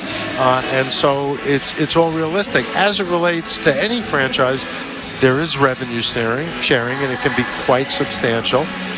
But if the community is supporting the team, and the building's full and the business community's behind them, there's no reason why anybody should be doubting the future and our commitment, or Mark Chipman and David Thompson's commitment to Winnipeg. And on that note, as we wrap it up, 14 or 15 months or so ago when you were here in Winnipeg, you asked me, why are you asking these questions about the Winnipeg Jets? But clearly, okay, so cut it out. Yeah, well, it worked, Commissioner. There were 15 sellouts at the tail end of the season. You're seeing full buildings here. It's not unusual when teams go through transformations. A fan base can age up a little bit, and it has to replenish itself and be relevant to younger people. It's not the first time I've seen this happen for a franchise. That was also compounded with the fact that there was no corporate ticket base because of the way tickets were initially sold here. And so it was a confluence of things. I've never worried about Winnipeg as an NHL market. This is a place with great fans, and hockey matters here, and it's a place where I know the people of Winnipeg want to have a hockey team, and it's a place where the NHL wants to be. Well, you can imagine how much it mattered Sunday night. It was pandemonium here. Thank you so much, Commissioner, for the time. Great to be with you. Absolutely. Gary Bettman, the Commissioner of the National Hockey League, paying a visit to Winnipeg tonight for Game 2 of this Western Conference semifinal. Take a break, come back, and Paul Edmonds will be able to take care of the summary. We'll also have a scoreboard update with Tyson Rowicki. 3-2, the Winnipeg Jets trailing the Dallas Stars through 40 minutes on Power 97 and 680 CJOB. When you bet with Play Now Sports, goals become... Every game will feel like the big game. Bet local with Play Now Sports, the official betting partner of the Winnipeg Jets. 18 plus, enjoy responsibly. Winnipeg, are you whiteout ready? Choose Hometown Pride. Choose 1919. Brewed by Little Brown Jug, Manitoba's flagship beer since 2016. Here's to building something memorable. Growing up on a dairy farm taught me to take good care of the land so that the land can take good care of us. So, on my farm, we're always looking for new and improved ways to do things. Because we don't just farm for today, we also farm for tomorrow. You see, dairy farming is all about preserving the land, water, and air for future generations. And that's why everything we do is all from a good place. Cambrian Credit Union helps Manitobans plan for every financial milestone, big and small. All this while giving back to the community and Cambrian members. Keep your money right here in Manitoba. From getting your first credit card for concert tickets at the Burt, to buying a home in Southdale or Garden City with expert mortgage advice, to planning for retirement on Lake Winnipeg. Wherever you're going, Cambrian Credit Union can help you get there. Member owned and proudly local. Visit cambrian.mb.ca. Winnipeg Jets exclusive coverage continues on 680 CJOB and CJKR 97.5 FM Powered 97. Bet on Manitoba. Enjoy responsibly. This is Play Now Winnipeg Jets Hockey on 680 CJOB. 3-2, the Dallas Stars leading the Winnipeg Jets. And Paul, if you were still back writing for the Swift Current Herald, I think your headline would have been "The Moose is Loose." In the general store. And that is Mikko Rantanen for sure. Kelly, by the way, great interview with the commissioner of the National Hockey League, Gary Bettman. Clear, concise, answering some questions, and I think we all have a better idea of what's going on with our market and certainly the National Hockey League overall. Nino Niederreiter opened the scoring for Winnipeg after a scoreless first period. He did so 3:30 into the second. His third of the postseason from Appleton and Fleury, 1-0 Winnipeg. But Mikko Rantanen goes to work with 3 consecutive goals. He ties it up with his 6th from Dadonov and Steele at 8:43. He gives his team a 2-1 lead with his 2nd and 7th of the postseason from Harley and Lyubushkin at 14:21. Then he caps the natural hat trick with his 3rd and his 8th of the postseason. Duchesne hints the assists at 16:38. And it was at that point 3-1 for Dallas, but Winnipeg got one back a minute later, 17:35. They needed that one. Mark Scheifele, his 3rd of the postseason from Velarde, 3-2 Dallas. That's the way we sit at the end of 2 periods of play. Power play opportunities. Dallas 1 for 1 with the man advantage because that last Mikko Rantanen goal was on the power play. That ends a string where Winnipeg had killed 10 consecutive power plays against them and time short. So they are now 1 for their last 11 when it comes to giving up power plays against the opposition going back to that series with St. Louis. And Winnipeg is 0 for 3 with the man advantage tonight so far. Shots on goal in that second period.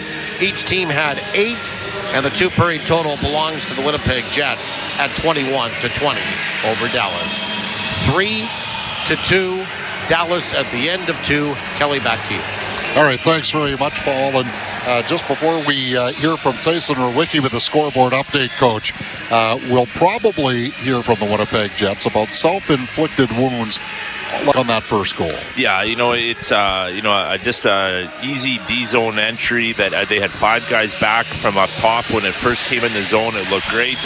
Then all of a sudden, Steele just kind of stops on the half wall, creates some space for himself, and everybody just kind of retreats to the middle of the ice. And if you give any player, in the NHL that kind of time and space, he's going to make a play with it. And he made a cross-ice pass that went through the guts of the ice to the other side of the ice, and the puck was put on net.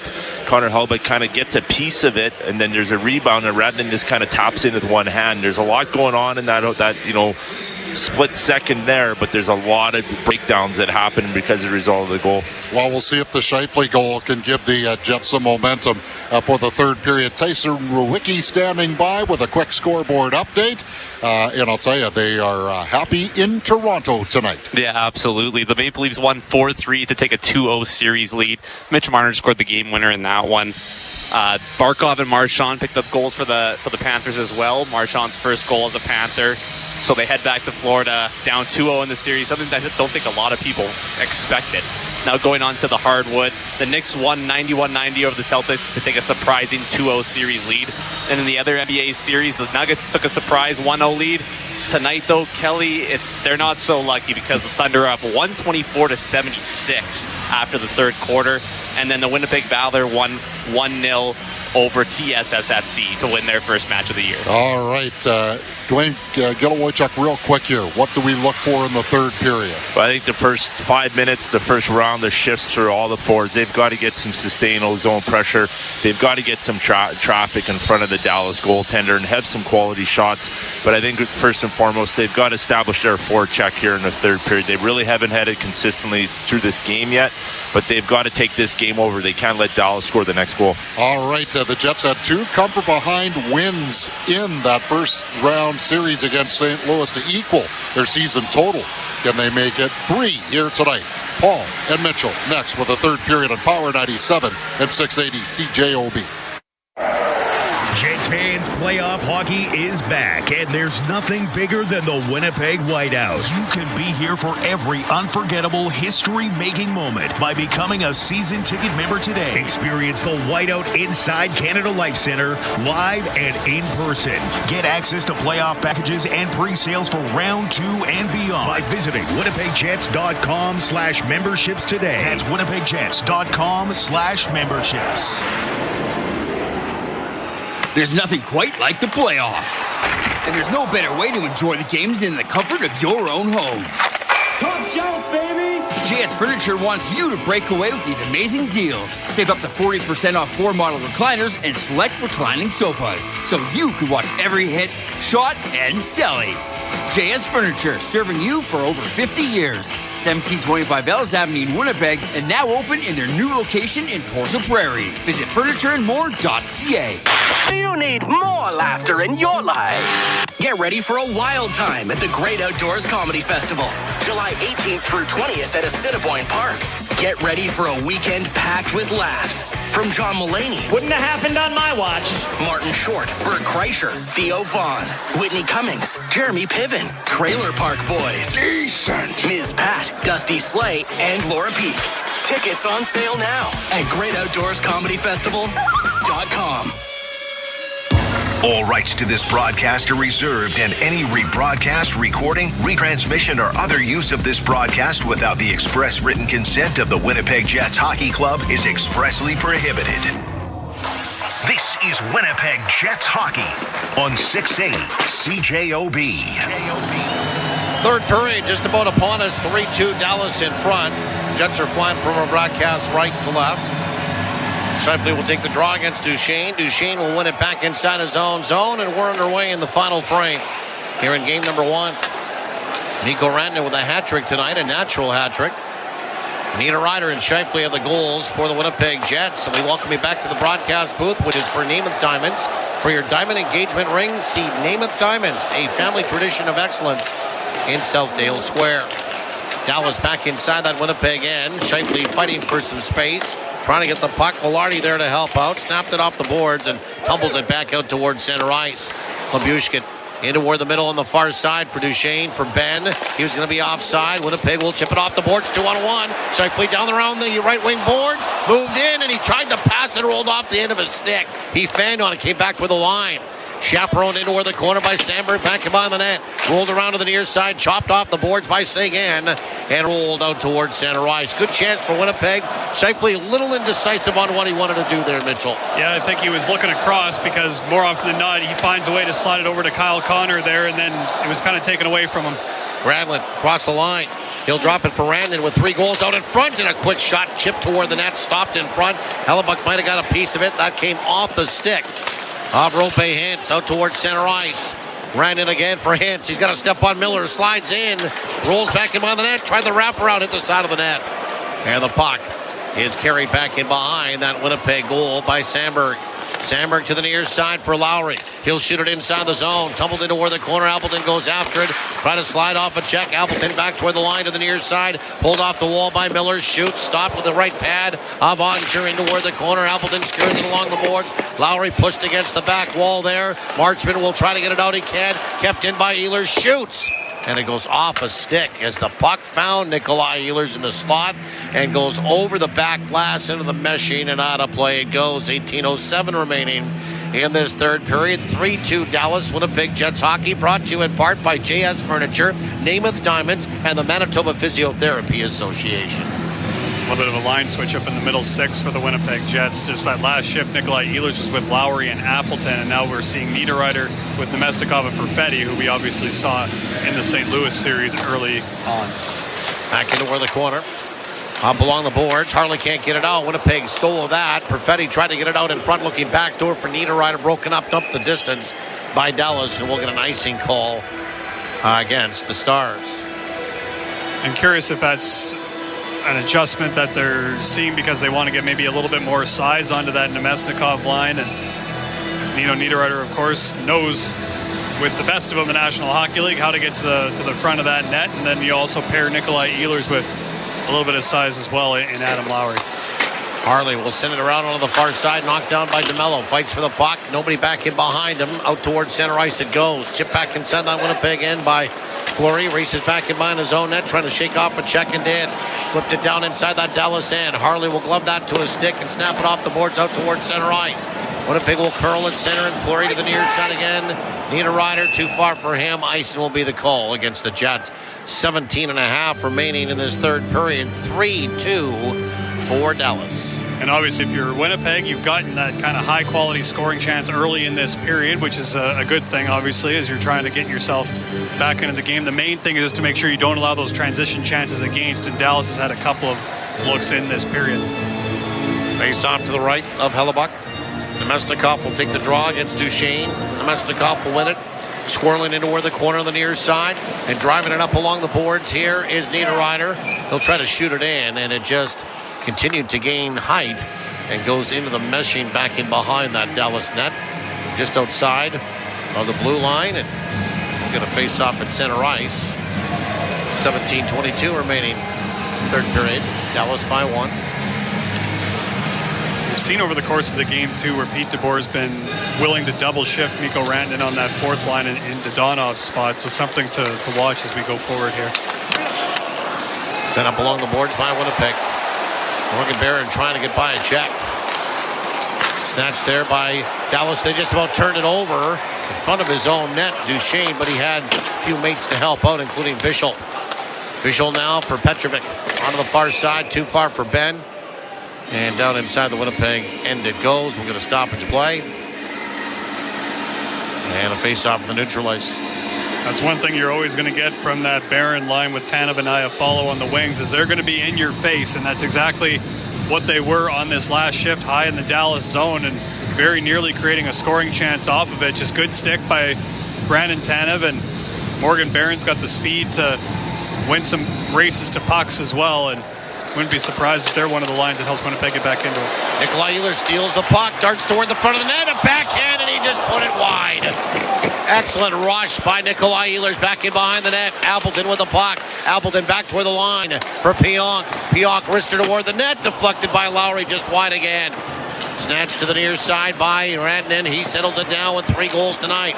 Starts to maneuver to the near side, navigates inside the zone, drops it for CC, his shot, stopped by Hellebuck, rebound, carted away, exhausted out towards center ice and snapped in there by Appleton. Winnipeg will make a wholesale line change. 16:20 remaining in this third period. 3-2 for Dallas. Winnipeg will steal the puck. Velarde marches back in for Connor. Connor Velarde, pass was back in behind him. Couldn't kick it from his skate to his stick. Flush back out towards center ice. Wyatt Johnston swings through the neutral ice. Will dump it inside the Winnipeg end. Turning his skates there to the near side to Mello. Moved it up along the boards. Got it back again. Shipley there to help out in front of his own net for Fleury. Escapes some pressure. He starts to rumble out towards center ice. We're going to get a stoppage and a penalty behind the scenes against Velarde on Jason Robertson. And Dallas will go on to the power play. Winnipeg 13, minor penalty interference. Interference call against Gabe Velarde. And obviously Velarde doesn't like it at all, and John Hebert is kind of showing that Velarde put his elbow out, and that's what impeded Jason Robertson from being able to cut off Hayden Fleury. But I think Velarde's like, well, I didn't even know he was there. He kind of just skated into my arm, but he's not winning that argument. So obviously a big moment in the game here with Winnipeg on the penalty kill. Dallas on their second power play of the night. They are 1-for-1. Velarde for interference at 4:05. 3-2 Dallas in front. Just under 16 minutes remaining in this third period. We do it to the right of Hellebuck. Dallas wins the draw. Up top, Harley coming right down Main Street. Slings it toward the net. Stopped in front. Rebound gathered up again by Harley. Put back in behind the net. Winnipeg will take that. DeMello off the boards. Over the stick of Duchesne on the fill. Back at the line. And all the way down the ice it goes. That's a big clear for Winnipeg early. Dallas had possession down low, and sometimes you can get the penalty kill a little bit collapsed, and Winnipeg able to force that turnover and get that clear. Now the Stars will race in and dump it inside the Winnipeg end. Rolled around to the near side. Neil Pionk will find that. Slap it all the way down. And then DeMello pushing and shoving back in behind the play. Now some wrestling going on. DeMello. And he ripped the helmet off of Rope Hintz. Neither one of them have a stick. And I would think that they would finger both of them for roughing calls here back in behind the play. And we'll get offsetting minors. You don't often see Dylan DeMello get that upset with a player. They both kind of go down together at the same time. Winnipeg number 2, 2-minute cheese for roughing. DeMello's trying to get up and get out of there, and Hintz has kind of got the stick of DeMello in his hand and not letting him go. And yeah, it'll be offsetting minors for both. 1:22 left on that Velarde penalty as well, so positive Winnipeg is that the face-off comes all the way down to the Dallas end. Face-off to the left of Ottinger. Barron will take the draw, still a 5-on-4 for Dallas. And Duchesne will win it. Side of his net for Harley. Lumbering out towards center ice, makes a nice move, swings towards center ice, put it back inside his own zone for Rantanen, and over the middle for Duchesne. He'll drop it now again for Johnston. Johnston will turn it over the Jets line, and Shen will wrist it all the way down the ice. 1:05 remaining in the penalty to Velarde. Under 15 minutes remaining, third period, 3-2 for the Dallas Stars. Wyatt Johnston onto the tape on the far side for Robertson. He'll push it inside the Winnipeg end, but turn it over. Winnipeg will discard it all the way down the ice once again. Two quality reads by Winnipeg on the entry. First one by Luke Shen to jump into the passing lane. Another one by Adam Lowry to disrupt, and then Shen jumps in on that loose puck. Duchesne to the near side for Rantanen. At center ice, up the middle of the ice, hearing some boos to the near side for Wyatt Johnston. Beatles into where the corner, put it back toward the line. Held on the far side, now up top here for Harley. Back for Duchesne. Back down low for Johnston. Redirect, stopped by Hellebuck. Tight against the post was Hellebuck. Came off it to smother that redirect on the top of the crease by Johnston. And Hellebuck makes the save and hangs on. 14-17 remaining third period. 22 seconds to go. In the penalty to Gabe Velarde. And Hayden Fleury reading this play that Dallas is going to go down low and then try to send a quick centering pass. Basically just immediately drops down, and because he does that, that pass from Wyatt Johnston likely to Robertson on the backdoor side doesn't get through, and Connor Hellebuck's able to smother it and prevent the chance from being even more high danger than it was. Face off to the right of Hellebuck. Granlund will take the draw against Scheifele. Scheifele will win it into the corner. Pionk got a stick up in his face. It's touched by Dallas. And there's going to be a penalty coming up to the Dallas Stars right off the face-off, and Neil Pionk will check for blood. My vision's good, but I didn't see how many fingers they held up. Dallas penalty, number 91, 2 minutes, high sticking. And that's why I didn't see it. There wasn't that many of them. Only 2 fingers up, not 4. So 19 seconds left on the Velarde penalty, and then Winnipeg will have a glorious opportunity of their own.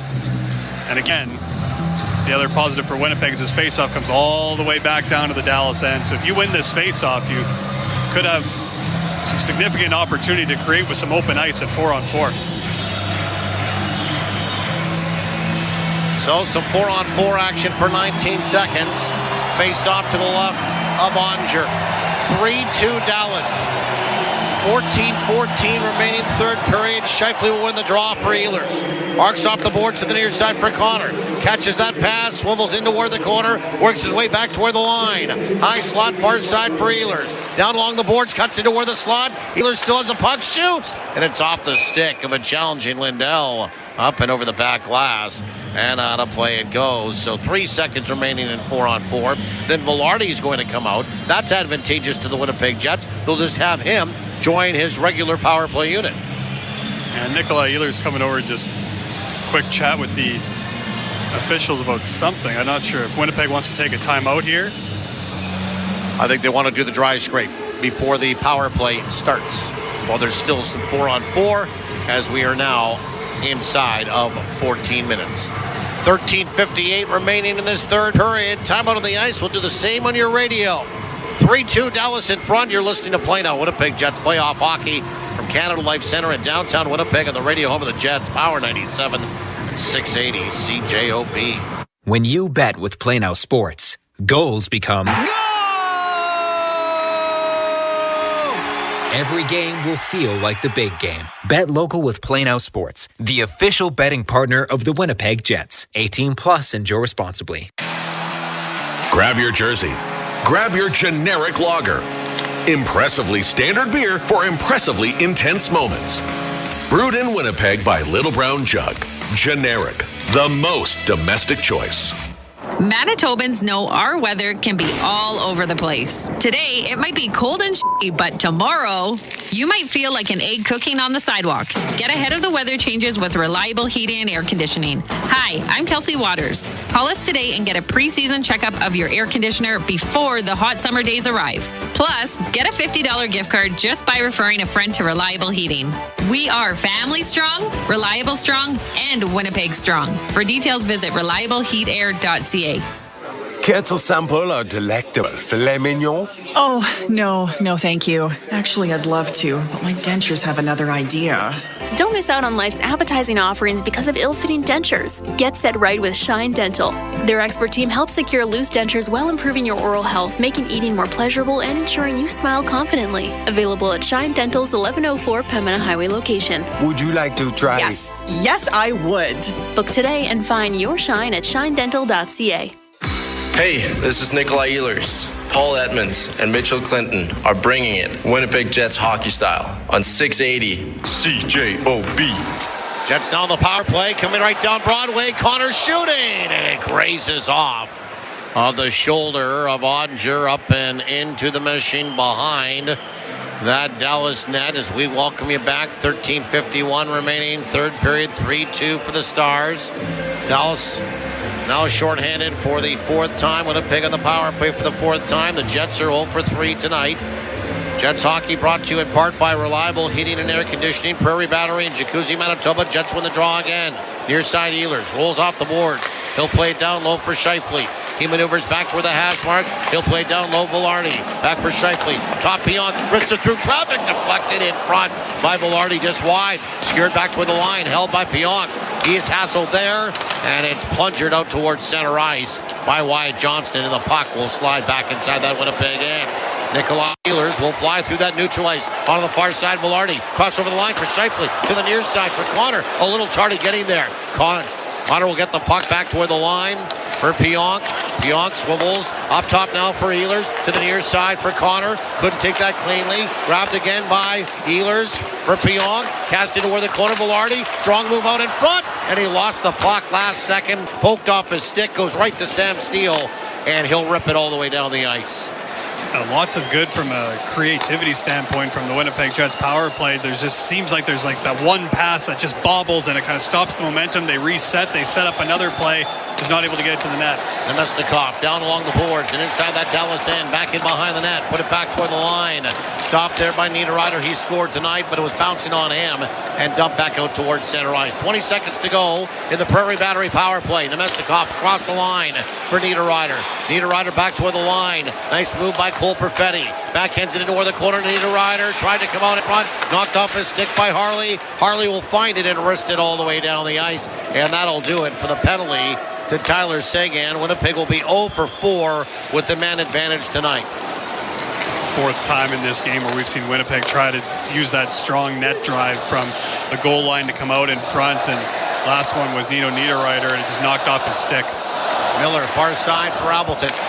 Chipped it off the boards and down inside that Dallas end. Rolled around for Bischel. Lee and Bischel will get it out towards center ice for Ben. Long lead pass on the far side for Duchesne. Duchesne inside the zone. Trying to get it into where the slot. Broken up by Tanev. And Brandon Tanev will feed it to the near side for Fleury. Fleury will stop up at the Dallas line and stop and send it down inside that Stars end. Rolled around and off a skate and out towards center ice. Captured again by Appleton. Far side for Pionk. Now for Tanev. He will put it in. He got pushed against the boards and check finished in on him by Lee and Bischel. Up along the boards to the near side. Long lead pass off the stick of Seguin. Icing washed out. He'll head off for a line change. Winnipeg lead pass out towards center ice. Kick from a skate to a stick. Velarde crossed over the line. Tried to go rink wide and did. Finds the stick of Connor. Up top now for Shen. Shoot. That's blocked in front off of Rantanen. Snatched again by Steele to the near side for Rantanen. Too far for him. And it goes back inside that Winnipeg end. Shen onto the far side. Stuffed out towards center ice. Finds the stick there of Kyle Connor. Banks it off the boards, but not out. Labushkin will push it right back out. Winnipeg will send it right back in Sandberg pushes on for Winnipeg. You can feel it. 10:45 remaining in this third period. Some urgency in their game. They're trailing by 1 to the near side. Pass didn't connect for Dallas. Sandberg back inside his own zone.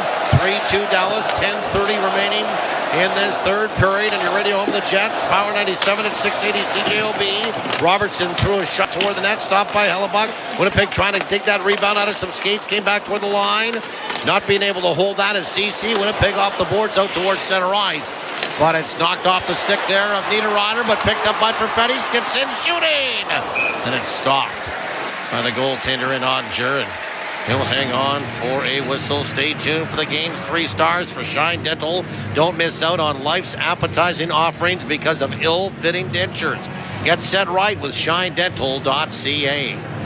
Communication and possession so important for Winnipeg right now as they try to manufacture that offense to get themselves back into it. You know, Dylan Sandberg looking up ice after near the end of a shift for the Scheifele line, looking for that quick transition, but Mark Scheifele puts the arm up and says, hang on to it. That whole line's able to go off for a change. Winnipeg can reload, reset with a fresh set of forwards, and Cole Perfetti gets a rush chance. Face off to the right of Ottinger. Dallas wins the draw. Lindell back in behind their own net. Far side for Ben. Flipped out towards center ice. Moved up along the boards and tried to anyway. It's Fleury. He banked his man in along the boards and freed up the puck. And Winnipeg will try to get it to settle down, and Neil Pionk does. Rink wide to the near side for Nikolai Ehlers. Carves his way back inside his own zone. Leads it back in behind his own net for Fleury. Fleury skedaddles out to the far side now for Pionk. Up along the wing now, backhanded by Appleton inside the zone. Never stayed there for very long. Sent back out towards center ice and Sandberg. Sandberg will up toward his own line. Far side now for DeMello. Into the middle for Lowry. The near side for Ehlers. Moving right in. Shooting. It's off the stick of CC just wide. Cast back toward the line. DeMello will hold it. Bouncing puck. He rims it around to the near side corner. Swain after it to the near side and trying to move it up along the boards. Granlund can't get it out. Weak shot by Lowry toward the net. Stopped by Ottinger. Kept in by DeMello. Moves in. Shoot. And it's blocked to the far side. Stays inside the zone. After it there is Appleton. He was smothered by Dallas Stars. 3 of them, in fact. Gave up the puck and came out towards center ice. Rope hits, moves in, shoots. Kicked away by Hellebuck. Great save by Connor Hellebuck off the rush of Rope Hintz. Long lead pass out towards center ice as this one is opening up again. Tannen will back hit it down inside that Dallas end. Wyatt Johnston goes after it. Put it back for the line. Trapped nicely by Shen. Near side for Miller. Miller took it on the backhand. Got handcuffed on that. He'll float it back into where the corner. Iafallo goes after it. Got tripped up. Stays now in the fight. Got back up. Scraped along the boards by Fischl. Winnipeg submarines him. It goes to the far side. And Petrovic off the board. Sends it all the way down. Icing will be washed out. Scurrying back to pick it up is Miller. He'll settle back in behind his own net. Now quickly out towards center ice. And into where the middle for Kyle Connor. Crossed over the line. Couldn't get it to settle down on his stick. It was bouncing on him. Now Marchment, far side. Marchment down into where the corner on the far side. Rolled it around back in behind the net to the near side corner. Labushkin will pinch in as he joined the rush. Battling against a couple of Jets. Scheifele tried to come away with a puck. Scraped off his stick. Sam Steele is there. In on him to close the distance is Sandberg now for Scheifele. Rolled it around to the far side for Miller. Up along the boards for Lardy. Stepping in front of him was Harley, and back from the Stars across the line. Near side. Steele moves in. Tried to cast it out in front. Broken up by Scheifele. Scheifele will wheel out of his own zone. Lead pass. Right on the tape. Connor. Cross over the line. Connor far side for Scheifele. Slung toward the net. And it's stopped by Ottinger off the rush. Excellent play from the Winnipeg Jets goal line all the way up to the other, but denied by Ottinger. 7:38 remaining in this third period. Again, a timeout on the ice. We'll do the same on your radio. The score, Dallas 3, Winnipeg 2. It's getting good. You're listening to Play Now. Winnipeg Jets playoff hockey on the radio home of the Jets. Power 97 at 680 CJOB. Boston Pizza is Canada's go-to place for playoffs. So this year, we're doing more than just hoping a Canadian team wins it all. We're manifesting it. We're planning the parade. We even got a bus. And we've got the sports bar dialed in, with ice-cold draft beer and an elite playoff menu. Like the guy in the movie said, kind of. If we plan it, we will win. So when it's game day, post up early at BP. and cheer for the Holy Grail to come home. For fun and reliability you can count on, your one-stop battery source is Canadian-owned Prairie Battery. Prairie Battery is family-owned and operated, providing reliable and trusted battery power. When you want true power, come see Prairie Battery and the Prairie Battery team, or visit us at prairiebattery.ca. When you need batteries for industrial, commercial, auto, recreational, marine, RVs, and more, it can only be prairiebattery.ca. At Namath Diamonds, we know our diamonds. But what we do better than that is find the right one that makes you say, "Oh, I love it." I'm Joe Namath, and my family has been helping people find the perfect diamonds for over 30 years. Whether you're looking for engagement rings, custom jewelry, or repairs, we're here to help you.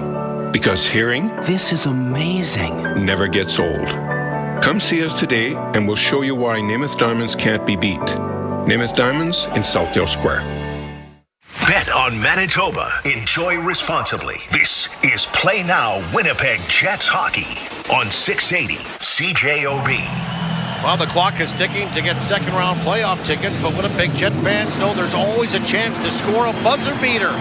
Text playoffs to 1-888-606-JETS. That's 5387 to sign up for alerts of last-minute ticket releases right up until puck drop.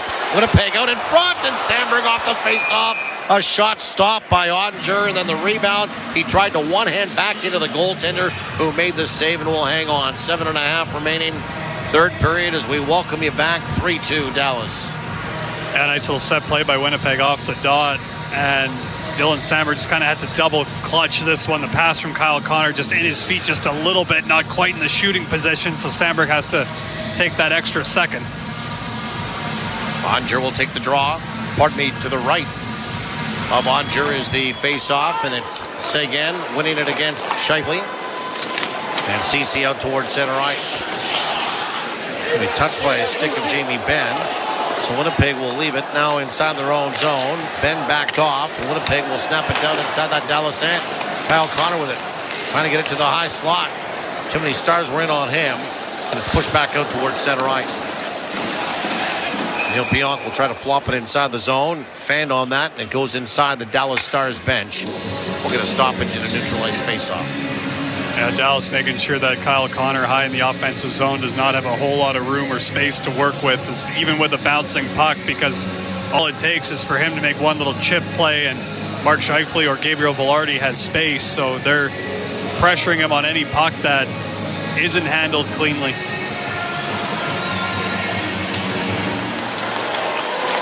Dallas wins the neutralized faceoff.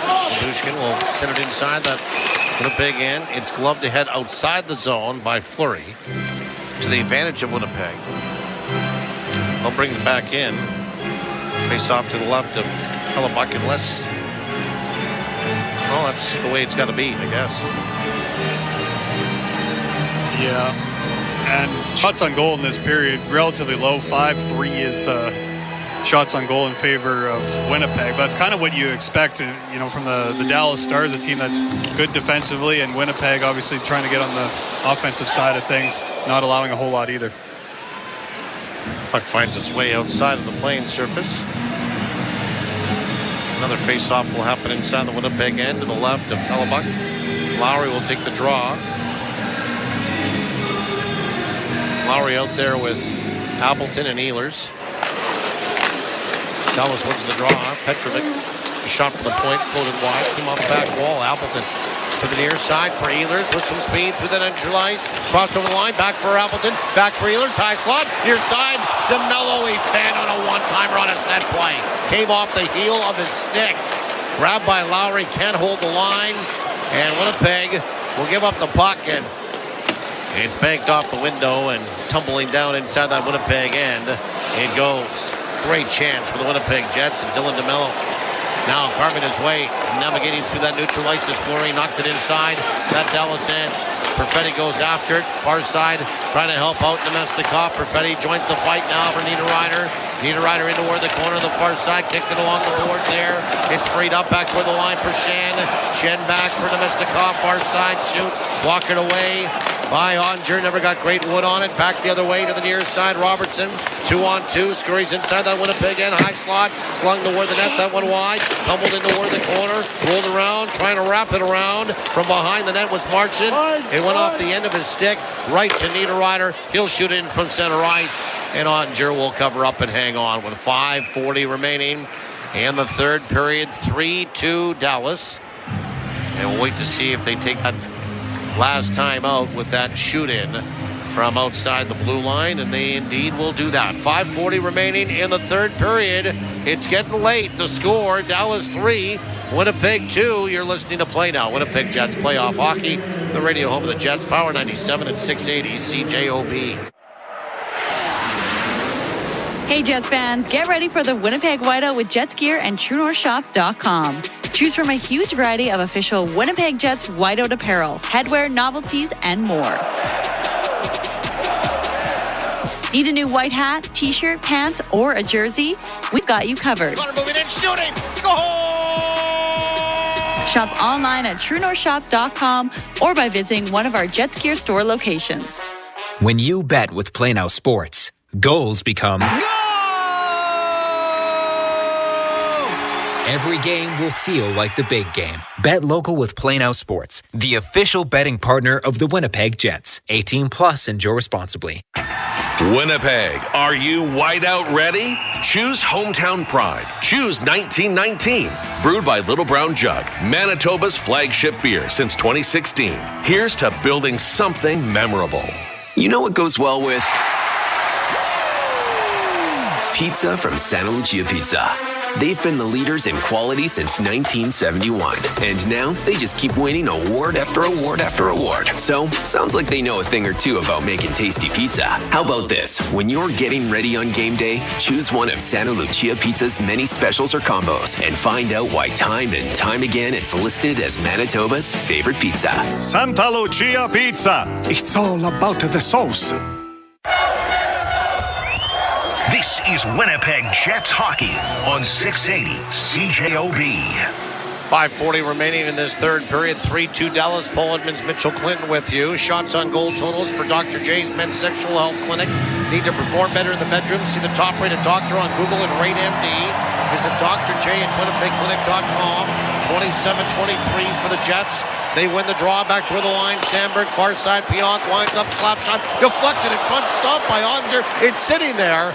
And then it's alley-ooped out towards center ice off the stick of Robertson. Good chance for Winnipeg, looking for the tie. Swinging away from the check. Here comes Pionk. He'll backhand it into where the corner. Pionk goes after it, wrestles it off the boards, waiting for some help. In there to help out Velarde. Came away with a puck. Skirted back toward the line for Kyle Connor. Connor swings away from the check. Backhands it back in behind the net. After it goes Lindell. Rolled around to the near side. Pinching down is Sandberg to hold the line. It squirts free for Shifley. Shifley back on the far side. At the slot for Connor. Back for Shifley. Broken up. And then ripped over the glove of Neil Pionk back inside that Winnipeg end. Quick up pass. Here comes Shifley again. Carves his way inside that Dallas end. Works his way into where the corner. Put on the brakes. Put it back in behind the net. It's tumbled around to the near side. Fleury trying to pinch in. Knocked it out of the air. They wave off the high stick.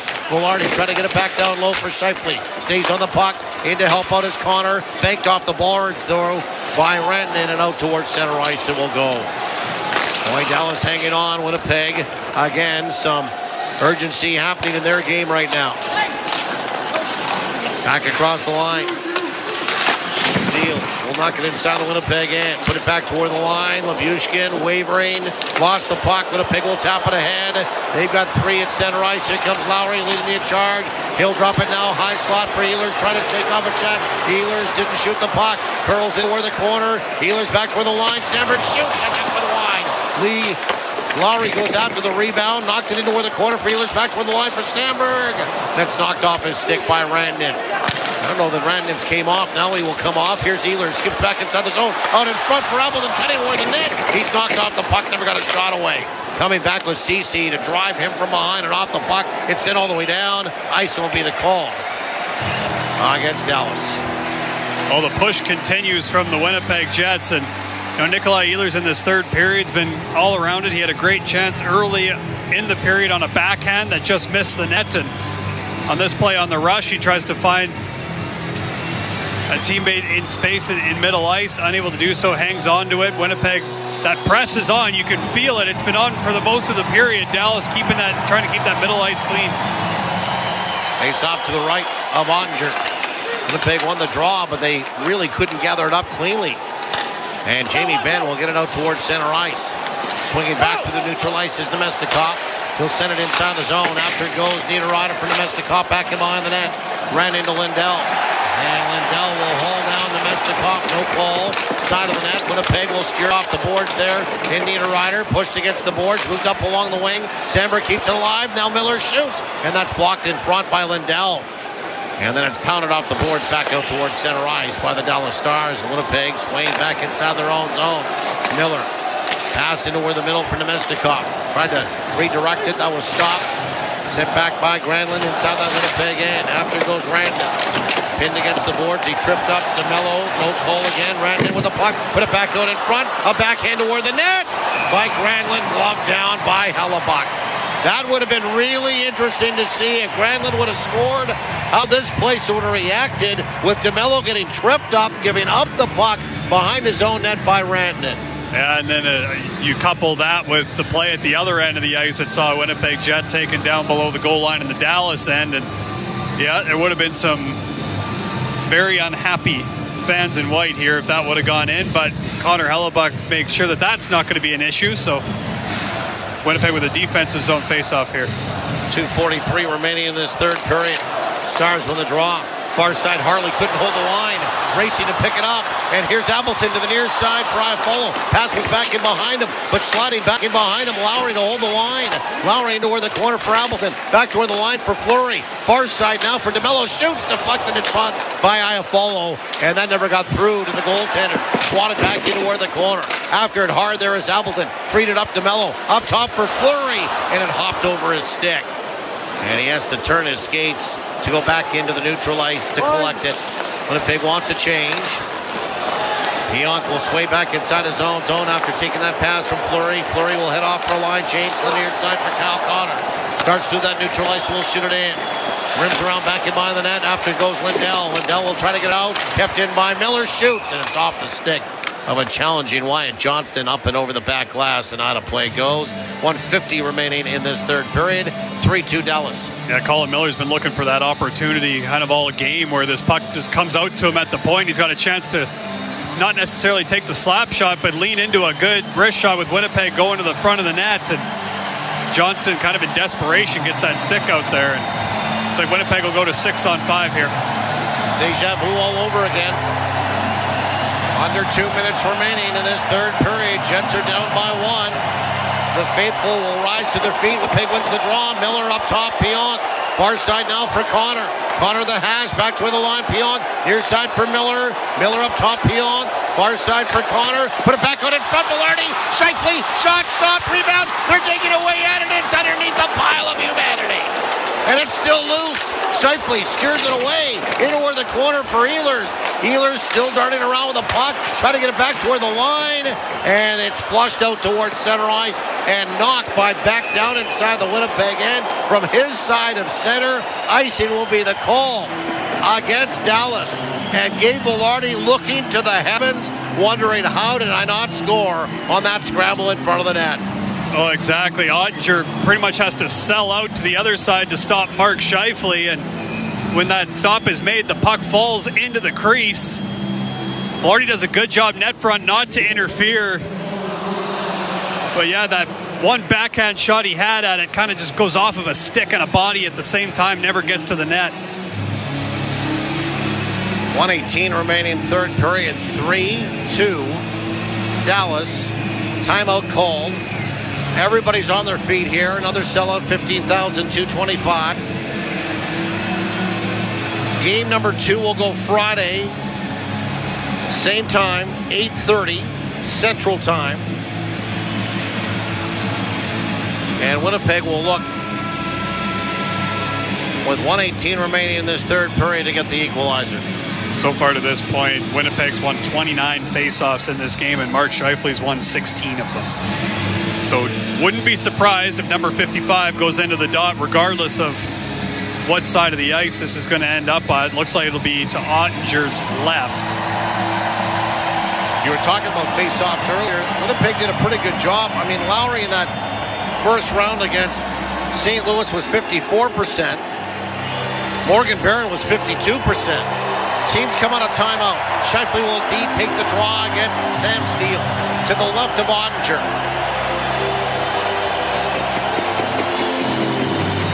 Steele will have to get his stick down first. Scheifele will win it cleanly. High slot. Connor shoots. Stopped by Ottinger. Swatted into where the corner with the goal stick. Now there again by Scheifele. Scheifele pushed off the puck back in behind the net. Grabbed by CC, rotating into where the corner. Smothered by Chips to the near side. Moved up along the boards. Winnipeg trying to hold the line. Pionk can't. It's grabbed by Johnston out towards center ice. And he smashed against the boards. Never got a shot away by Nikolai Ehlers. Under a minute to go here in this third period. Can Winnipeg do it again? Kyle Connor to the near side. Lost the puck. CC jammed it off the board. Grabbed again by Connor. Far side for Miller. He drives it inside that Dallas end. 2 out to handle there for the goaltender and Ottinger. Into where the corner goes. Ehlers after with Scheifele. In and to help out is Velarde. Back toward the line. Deflected in front by Scheifele on the shot by Pionk. Gloved down by Ottinger. He'll hang on for a whistle. 31.5 seconds remaining in the third period. 3-2 Dallas. We saw some impressive deflections by Cole Perfetti in Game 7 against St. Louis. This one by Mark Scheifele would have been something else. Tips, the puck is actually behind him as he's going to the front of the net. He reaches behind and tips this puck through his legs. And it goes from the left side of the net going towards the right. Ottinger's got to make a quick reaction save with the glove. Lowry will take the draw to the right of Ottinger against Seguin. Seguin has to get his stick down first.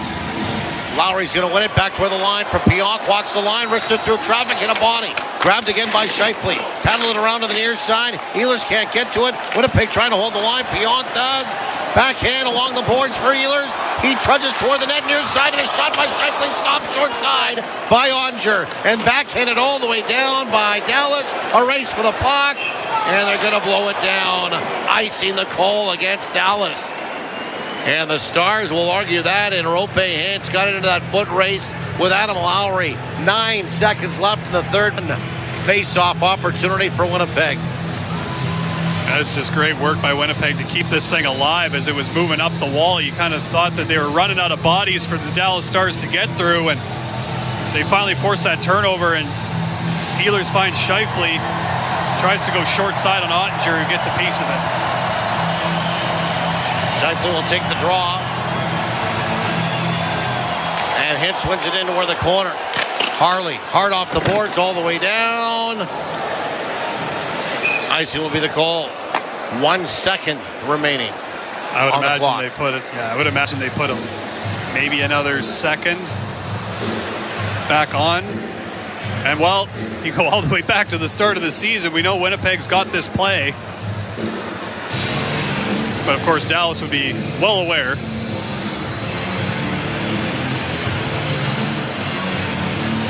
I don't see them adding anything here. Yeah, I'm surprised by that. And Dallas will just flood the slot area off this face-off. Scheifele will take the draw against Tyler Seguin. And if you're Seguin, you're just tying up the stick of Scheifele here. Trying to creep in is Seguin.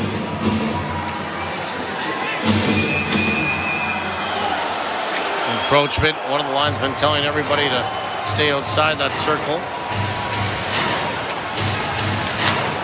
And Seguin does indeed tie up the stick. Horn sounds. Game 1 is over, and it goes to the Dallas Stars by a final score of 3-2 tonight.